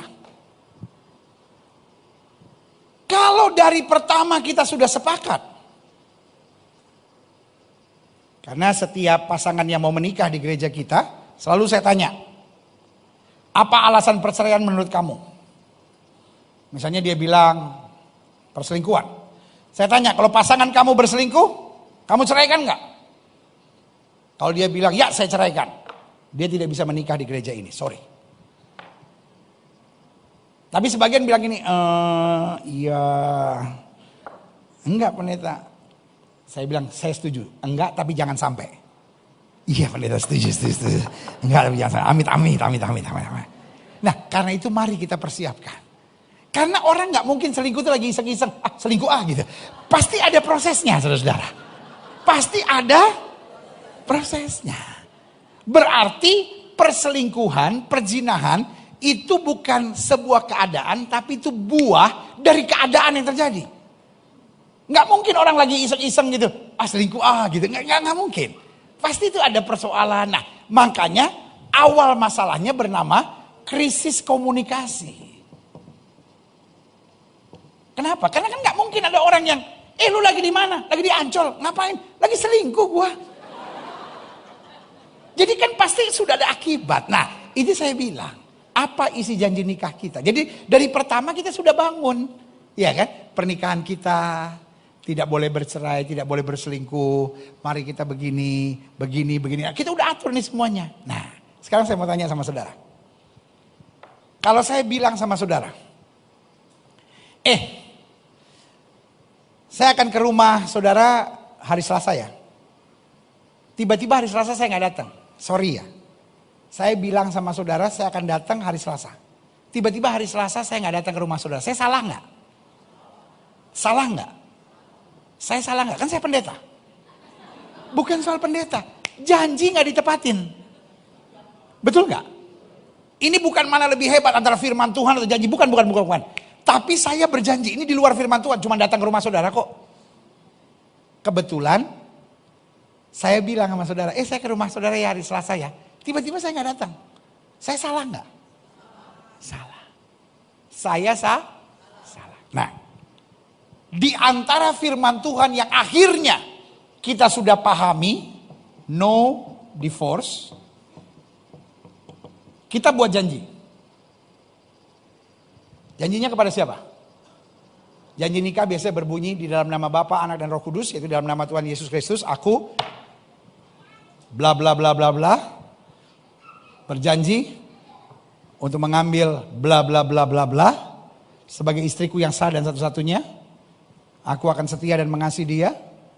Aku akan mengasuh dan merawatnya. Ada yang tambahin dalam susah maupun senang, dalam sehat maupun sakit, dalam keadaan kelimpahan atau kekurangan, sampai hanya maut. Ada kecualinya enggak? Silahkan. Kalau saudara memang di gereja saudara memperbolehkan perceraian, engkau harus bertanggung jawab. Janji nikahnya robah. Aku berjanji setia, kecuali kalau kamu berzina, saya akan ceraikan. Loh, iya dong. Kalau saya berjanji, saya bilang saya menerima kamu dalam segala keadaan, tiba-tiba karena perzinahan saya ceraikan, saya salah dong. Saya salah karena saya mengatakan janji yang berbeda. Setuju nggak? Kalau saya bilang saya menerima engkau dalam segala keadaan, artinya dalam segala. Yang saya maksudkan adalah janji tetap janji. Every word. Kita janji sama manusia jangan salah. Lu janji sama mertua aja salah, ribet saudara-saudara. Apalagi janji sama Tuhan. Itu saya nggak berani saudara-saudara. Ya. Jadi sekarang ada urusan utamanya adalah firman. Untuk urusan firman saya harap saudara sudah ngerti. Tapi jangan salah. Pernikahan bukan cuma urusan firman. Tapi ada urusan janji. Jadi untuk saudara-saudara yang setuju untuk bercerai, kalau ada perzinahan, saran saya, ucapkan itu di janji. Jadi dari pertama, we know what we are doing. Karena memang itu udah part of the deal. Itu bagian dari yang kita sampaikan. Jangan berdusta di balik janji nikah kita. Selanjutnya. Ada pengecualian berzina enggak? Di janji nikah kita? Tidak. Klik. Sudahkah gereja mempersiapkan? Nah ini dia solusi saya. Sudahkah gereja mempersiapkan dengan konseling pranikah? Apakah gereja membuka diri untuk konseling keluarga? Makanya saya bilang di gereja kita selalu semua pasangan yang mau menikah saya sampaikan. Gereja bertanggung jawab 100%. Kapanpun kalian ada masalah, please datang. Saya berkali-kali bilang, kamu kalau ada masalah siap datang, kamu ada masalah siap datang, kamu ada masalah siap datang. Kalau kamu gak siap datang, percuma kita memberkati kamu. Karena saya tahu dalam pernikahan pasti ada masalah. And we are here. Jangan mikir, wah kita nyusahin gereja. Enggak, saya lebih susah kalau saya nggak tahu apa-apa, kamu orang menderita. Please come back. Dan puji Tuhan, banyak masalah rumah tangga yang anak-anak yang kita berkati bisa kita selesaikan dengan cara datang ke gereja lalu kita selesaikan bersama. Puji Tuhan. Selanjutnya klik. Pertanyaan selanjutnya, bukan soal boleh atau tidak boleh. Toh kita sudah sepakat. Kita sepakat dulu sama. Yaitu buat orang-orang yang setuju boleh cerai, ya kan? Bilang apa? Boleh tapi tidak harus. Nah, berarti ada satu kunci yang harus kita sepakati bersama. Dalam kata tidak harus ini, ya kan? Boleh cerai tapi tidak harus. Nah, dalam kata tidak harus ini, apa yang harus kita berikan? Yaitu pengampunan. Kenapa? Tadi sudah saya jelaskan. Karena apa yang kamu tidak ingin orang lain perbuat kepadamu, jangan perbuat itu kepada orang lain. Tetapi sebaliknya, apa yang kamu ingin orang lain perbuat kepadamu, perbuatlah itu juga kepada orang lain. Jelas? Iya kan? Jadi pertanyaannya, apakah ada pengampunan? Kalau rumah tangga bermasalah, saya percaya perceraian bikin semuanya tambah rumit. Pengampunan itu sakit. Karena pengampunan bicara tentang gengsi. Kenapa yang disorot hanya seorang laki-laki boleh menceraikan istrinya kecuali karena zina? Karena suami gengsinya besar. Banyak sekali yang suami berselingkuh, istrinya ampuni. Tapi kalau istri berzina, suami itu merasa harga dirinya diinjak-injak, betul nggak? Gereja bukan berarti memperbolehkan perzinahan. Tetapi gereja hanya menyadarkan setiap orang. Perzinahan hukumnya sadis di hadapan Tuhan. Karena perzinahan itu kutuknya bisa menurun. Tetapi tetap solusinya bukan perceraian. Solusinya adalah pengampunan. Seperti wanita tadi. Coba lihat, klik. Matius 18 ayat 21 sampai 22. Kemudian datanglah Petrus dan berkata kepada Yesus, Tuhan, sampai berapa kali aku harus mengampuni saudaraku jika ia berbuat dosa terhadap aku? Sampai 7 kali. Orang kan biasanya cuma sampai 3 kan? Petrus bangkanya bilang sampai 7 kali. Yesus berkata, bukan, aku berkata kepadamu bukan sampai 7 kali. Melainkan sampai 70. Berarti 400. Kalau suami sudah berselingkuh ke 491, ceraikan. DP ayat so habis. Kalau istri sudah berselingkuh ke 491 kali, ceraikan. So habis. Jatah habis. Karena jatahnya cuma sampai 400. Tapi dia udah keburu mampus duluan kali kalau dia selingkuh 490 kali. Maksud saya bukan soal jumlah. 70 kali 7 itu bicara kesempurnaan. Artinya pembalasan itu hak Tuhan. Itu urusan Tuhan. Ada nggak orang yang lagi berzina di hotel mati? Ada nggak orang yang lagi berzina di hotel mati? Ada nggak orang yang habis berzina tabrakan di jalan terus mati? Banyak. Itu hak Tuhan untuk memisahkan. Amin. Itu hak Tuhan. Tugas kita adalah mengampuni. Karena pembalasan itu bukan hak kita. Barang siapa yang tidak berdosa, lempar wanita ini dengan batu duluan. Barang siapa yang tidak berdosa, jatuhkan hukuman pada mereka yang berzina dan bersalah. Tapi barang siapa yang menyadari dirinya berdosa, mari kita cari jalan keluar. Lihat selanjutnya, klik. Matius 6 ayat 15 bilang, tapi jikalau kamu tidak mengampuni orang, Bapamu juga tidak. Ya dong. Kalau kita nggak bisa mengampuni suami atau istri kita yang berzina, maka Bapa kita di sorga juga tidak bisa mengampuni. Lihat selanjutnya, klik. Apakah perceraian menyelesaikan masalah? Atau menciptakan masalah baru? Ataukah justru pengampunan dan kasih, menerima pasangan kita apa adanya, itu yang dapat menyelesaikan masalah? Karena ingat, Tuhan yang sama yang berkata aku benci perceraian, Tuhan yang sama yang berkata bagi Allah tidak ada perkara yang mustahil. Berikan tepuk tangan yang meriah buat Tuhan. Saudaraku yang kasih dalam Tuhan, pembahasan saya sampai di sini karena saya tahu kemudian masih ada pembahasan selanjutnya tentang kalau suami pukulin, apa yang harus kita buat. Kalau kita dimaki, kita direndahkan, apa yang harus kita buat. Kalau terjadi penyimpangan seksual dalam keluarga, apa yang harus kita buat. Masih ada banyak, jadi saya pikir bulan depan kita akan lanjutkan pembahasan ini. Tapi karena,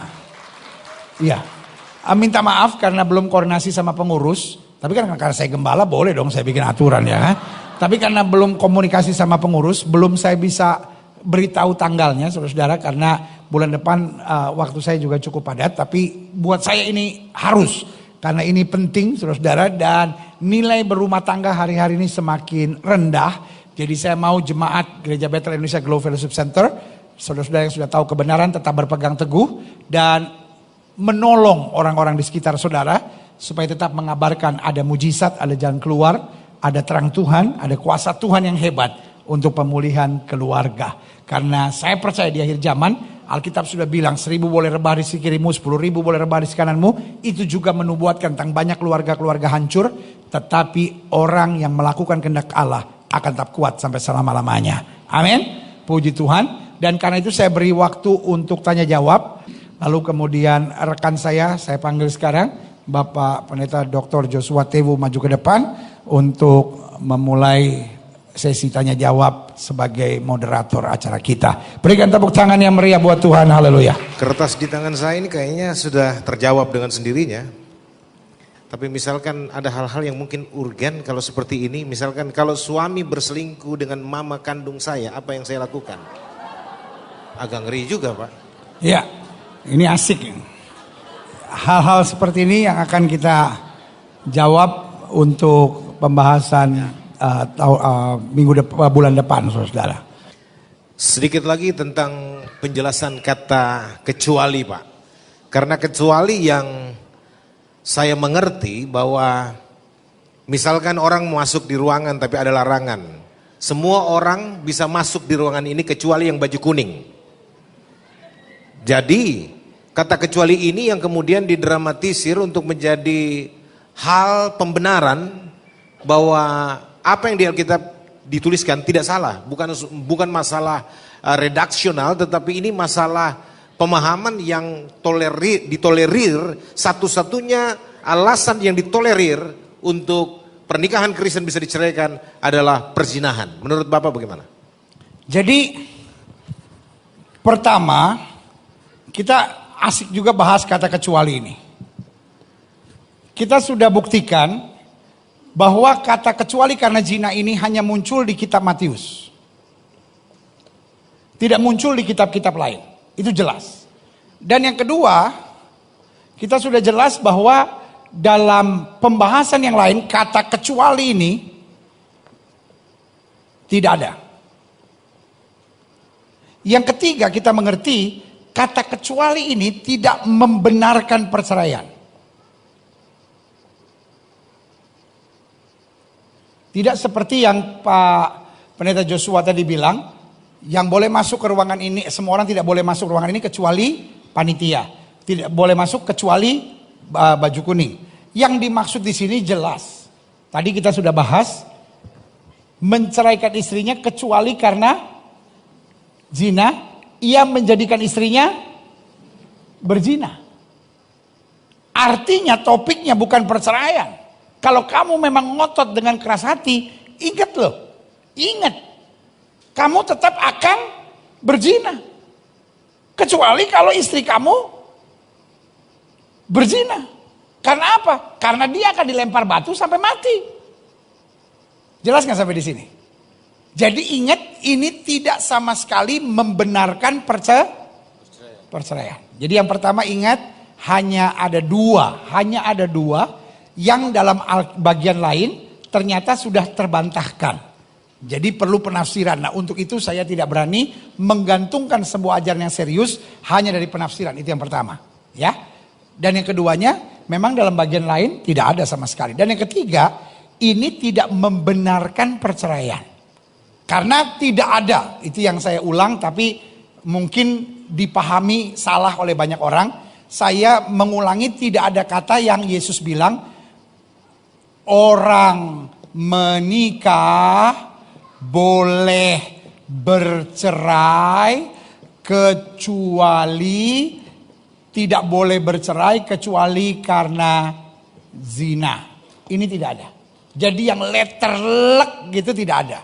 Ini yang membutuhkan, yang dua dalam Matius ini adalah membutuhkan penafsiran yang tidak membenarkan sebetulnya perceraian. Jelas sampai di sini? Sama seperti waktu Allah bilang Allah benci perceraian, itu sangat letterlek. Ketika Alkitab bilang apa yang dipersatukan Tuhan tidak boleh diceraikan manusia, sangat letterlek. Dan di beberapa ayat-ayat tentang kesatuan pernikahan tidak ada kata kecuali. Kecuali ini hanya dibahas 2 kali dengan pemahaman yang tidak tepat untuk mempersetujui atau menyetujui perceraian. Saya harap Bapak Ibu yang ada di ruangan ini dan semua yang menyaksikan melalui tayangan live dapat mengerti dan memahami. Yang ketiga, Pak, saya baru tahu bahwa pasangan nikah saya, wanita yang saya nikahi, ternyata bukan laki-laki. Ternyata adalah perempuan yang telah diceraikan sebelumnya.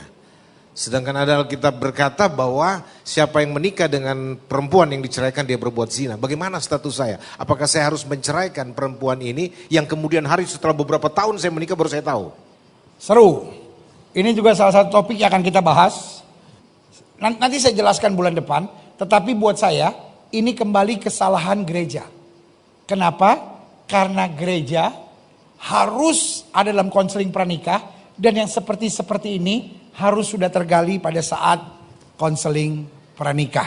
Dan yang kedua juga, makanya kalau pacaran, orang Ambon bilang, pasang mata baik-baik, kalau mencari teman, jangan sampai dapat kulit durian. Ah ini dong dapat kulit durian ini. Dapat kulit durian ini. Oh, durian so tabalah, buah so habis semua, tinggal duku di dalam, ya kan? Yang berikutnya, Pak, mohon penjelasan yang tegas dari Bapak sebagai seorang hamba Tuhan mengenai surat cerai. Apakah surat cerai yang dimaksud Musa seperti yang ditafsirkan oleh pemerintah saat ini, yang kalau sudah mengeluarkan surat cerai, orang itu berarti berhak kawin ulang? Atau apa artinya sebenarnya surat cerai yang dikeluarkan Musa?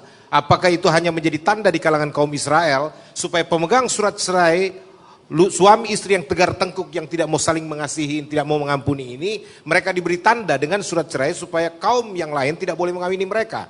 Yang mana yang sebenarnya, Pak? Apakah surat cerai itu dalam konteks pemerintah kita merupakan tanda sah orang yang telah bercerai bisa kawin lagi? Secara kepemerintahan yang sudah cerai boleh kawin lagi. Ya dong. Tetapi di hadapan Tuhan berzina. Berzina. Di hadapan Tuhan berzina. Dan itu ayatnya jelas. Ya kan? Jelas. Jadi itu bukan sesuatu yang perlu diperdebatkan lagi. Di hadapan Tuhan dia berzina. Lalu pertanyaannya, terus berapa lama dia berzina? Nah itu salah satu yang akan menjadi topik saya bulan depan. Karena bulan depan saya akan kupas yang detail-detail. Kalau ini kan baru umumnya antara boleh bercerai atau tidak boleh bercerai. Tetapi banyak orang cuma bilang boleh bercerai karena berzina. Dia nggak tahu detail-detail tentang itu, masih banyak lagi saudara. Nah itu yang akan kita bahas. Saya harap setiap saudara boleh 2 bulan berturut-turut ini ngerti firman Tuhan ini. Dan saudara boleh spread out. Karena saudara sebagian besar punya medsos gitu. Nah, saya mau sudah jadi agent of change. Karena pemahaman orang tentang pernikahan sudah jauh dari kebenaran firman. Orang sekarang sudah anggap, ya seperti Pak Pendeta Joshua tadi bilang, nilai pernikahan sekarang ini jadi rendah gitu ya. Kalau udah gak cocok mau diapain lagi gitu. Iya kan? Orang sekarang bilang, loh beli duku aja boleh cobain, apalagi pernikahan, cobain dulu gitu. Iya kan? Kalau memang gak enak dukunya jangan dipegang gitu ya kan.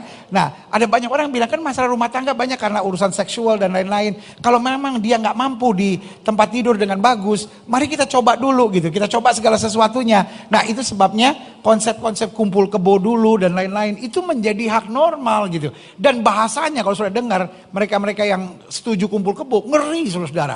Apa jawaban mereka? Kan pernikahan itu sesuatu yang sakral.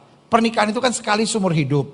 Jadi kita nggak boleh main-main. Karena itu kita persiapkan baik-baik, termasuk urusan tempat tidur, urusan seks, urusan lain-lain. Kita coba dulu tinggal bersama, kebiasaan bersama dan lain-lain. Baru kalau kita cocok, baru angkat. Ya kan? Kayak orang Medan, harga cocok bawa. Ya kan? Nah itu ngeri saudara-saudara. Jadi saya membutuhkan setiap saudara sebagai hamba Tuhan, di medsos saudara, di pergaulan saudara, mulai menebarkan virus yang baik. Virus anti perceraian, virus kekudusan dalam keluarga, virus mujizat dalam keluarga, merendahkan hati, mengalah, setia, sehingga akhirnya rumah tangga yang kuat akan melahirkan generasi-generasi yang hebat bagi kemuliaan Tuhan. Kedua dari terakhir, Pak. Bagaimana pendapat Bapak kalau ada pendeta yang berkata, daripada dorang kumpul kebo, lebih baik kasih resmi jo dorang, berkati jo, daripada dorang berzina dengan kumpul kebo, mending berkati saja, padahal itu istri orang. Nah, itu menarik karena ada banyak hal. Gereja kita sebetulnya hampir tiap tahun, cuman kemarin tahun lalu nggak ada, tapi tahun ini kita adakan lagi. Jadi hampir tiap tahun gereja kita mengadakan yang saya beri nama peneguhan nikah massal. Nah, peneguhan nikah massal itu dasarnya sama seperti yang sedang disampaikan oleh Bapak Pendeta Yosua. Daripada mereka kumpul kebo, lebih baik kita nikahkan. Contohnya, mereka yang dulu nikah bukan orang Kristen. Mereka yang dulu waktu nikah, satu bukan Kristen, satu Kristen, mereka di ulama nggak ada yang mau nikahkan, di gereja nggak ada yang mau nikahkan, akhirnya mereka kumpul kebo sampai punya anak 4, gitu. Tapi dengan orang yang sama, ya kan? Nah, yang syarat-syaratnya benar menurut konselor-konselor pernikahan kita, maka dia akan kita masukkan dalam peneguhan nikah massal ini daripada mereka kumpul kebo.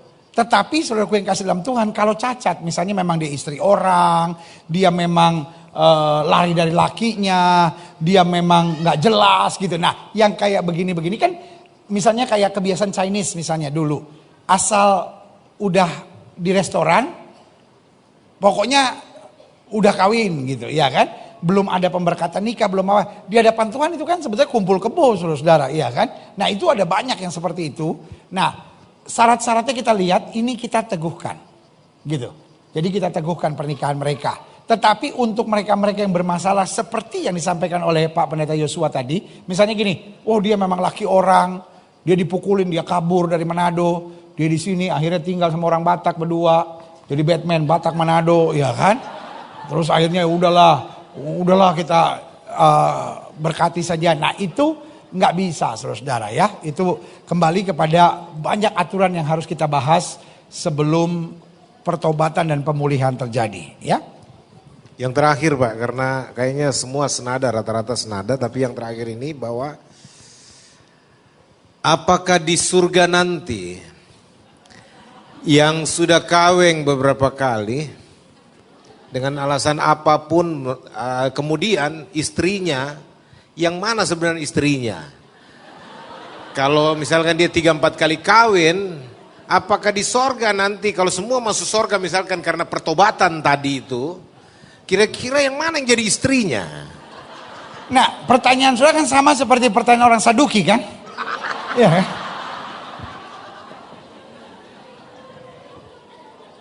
Satu, saya belum masuk surga so saya nggak tahu. Nanti kalau saya udah di surga saya kasih tahu. Yang kedua, ini sulit. Kenapa sulit? Ada pemahaman bahwa di sorga nanti kita punya rumah sekeluarga. Jadi bapak, ibu, anak-anak. Ini agak repot. Ini pemahaman tidak ada dasar Alkitabnya. Karena siapa yang dibilang bapak, siapa yang dibilang ibu, siapa yang dibilang anak? Hah? Saya ini anak atau bapak? Saya anaknya bapak saya loh. Bapak saya itu bapak saya atau anak saya? Bapak saya itu bapak atau anak? Anak juga loh. Anak dari bapaknya lagi. Jadi bayangin satu rumah itu berapa gedenya tuh. Akhirnya yang cuman bapak yang gak punya bapak, cuman Adam. Lu iya dong. Dulu kan saya bilang saya akan tinggal suami istri, terus anak-anak. Itu sekarang udah nikah. Lah, dia gak bersama saya dong. Nah saya bersama siapa? Bapak saya. Bapak saya sama bapaknya lagi. Jadi sorry ya. Buat saya pandangan itu ngaco. Kenapa ngaco? Karena gak ada dasar. Lalu ada yang bilang, oh kita cuma suami istri. Gak ada anak. Terus kita suami istri ngapain di sorga? Tereret jungkir balik. Ya. Di sorga masih ada perasaan gak? Hah? Jadi di sorga kita udah gak ada perasaan.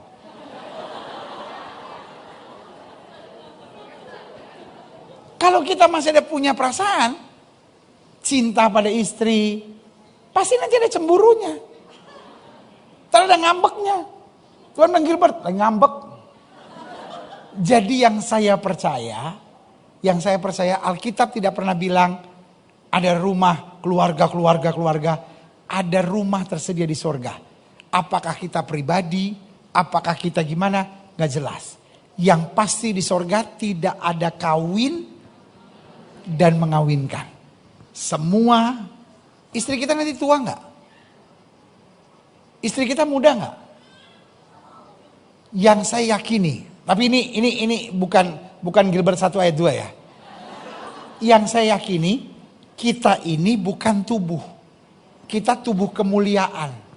Kita di sorga roh. Roh itu ada kawin mengawinkan nggak? Roh itu nggak ada kawin mengawinkan. Di sorga itu kita nggak ada cinta. Yang ada di sorga adalah kemuliaan. Semua mukanya sama. Roh kan semua mukanya sama. Torang semua muka sama, saudara-saudara. Karena memang bukan begini. Tetapi roh, saudara-saudara. Ini saudara tiba-tiba keluar ini. Gilbert bilang di sorga kita semua muka sama. Lebih bingung lagi, saudara-saudara. Maksud saya kita semua roh. Dalam bentuk yang sama. Tetapi di antara kita saling mengenal. Lanjutnya ini bukan bulan depan. Lanjutnya kalau kita ketemu di sorga nanti. Baru kita, oh begini toh kita. Tetapi yang saya percaya. Sesuai dengan apa yang ditanyakan pada Yesus. Yesus tidak pernah bilang di sorga ada kawin dan mengawinkan. Amin. Karena bahaya kalau kita punya pengajaran. Bahwa nanti di sorga kita tinggal satu rumah sama keluarga kita. Karena saya ini anak atau bapak. Bapak saya itu anak atau bapak. Opa saya itu anak atau bapak. Opung saya itu anak. Anaknya bapaknya. Ya kan? Ujung-ujungnya yang cuman bapak dan tidak punya anak adalah Adam. Nah itu. Terima kasih Pak. Ini bukan seminar yang awal dan yang akhir. Tetapi akan berkelanjutan karena kasih Pak Gembala untuk terus memperhatikan kita semua yang punya kebutuhan akan kebenaran Alkitabiah. Nah bulan depan dijanjikan, nanti diatur. Nah itu sebabnya kalau boleh jangan cuma datang bawa diri, bawa orang, bawa teman. Supaya bisa betul-betul juga menjadi wabah positif, tanda kutip. Untuk menularkan kebenaran ini kepada semua yang harus mengetahuinya. Ada pesan penutup dari Pak Gembala? Pesan penutup saya satu, kebenaran bukan untuk diperdebatkan. Kebenaran selalu untuk diikuti. Amin. Jadi kalau orang berbeda pandangan dengan kita bukan berarti sesat, bukan berarti berdosa, bukan berarti jahat. Karena kita keluar seminar bukan tujuannya untuk menghakimi, tapi supaya kita tahu kebenaran dan kebenaran itu akan memerdekakan kita. Amin. Seperti saya bilang yang berbeda selalu akan ada. Yang punya penafsiran berbeda karena pengalaman, karena pendidikan, karena pengetahuan akan berbeda. It's normal. Biarlah kita saling menghargai. Toh satu yang kita tahu, sama-sama Yesus jalan ke sorga. Amin. Ya kan? Kalau mereka beranggapan boleh cerai, itu urusan mereka. Mereka yang bercerai, itu urusan mereka. Tetapi tugas kita memberitahukan kebenaran. Alkitab bilang, kalau saudaramu bersalah dan kamu tidak beritahu, kamu berdosa. Tapi kalau kamu sudah beritahu, dia masih mau tetap dengan keyakinannya, ya nggak apa-apa.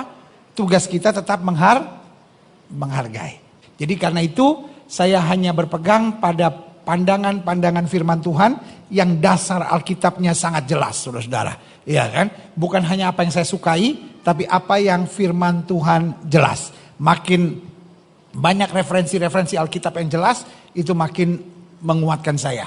Tapi kalau hanya pada 2 ayat yang penuh dengan tafsiran-tafsiran yang gak jelas, cuman berpandangan pada jika seorang suami menceraikan istrinya karena zina, seperti saya bilang, berarti boleh dong seorang suami berzina, karena nggak ada ayatnya, saudara-saudara, ya kan? Jadi karena itu saya tidak mengikuti pandangan itu, saya menolak, tetapi kita tetap harus saling menghargai. Perbedaan itu biasa, kalau kita tahu kebenaran, kebenaran itu akan memerdekakan kita. Haleluya.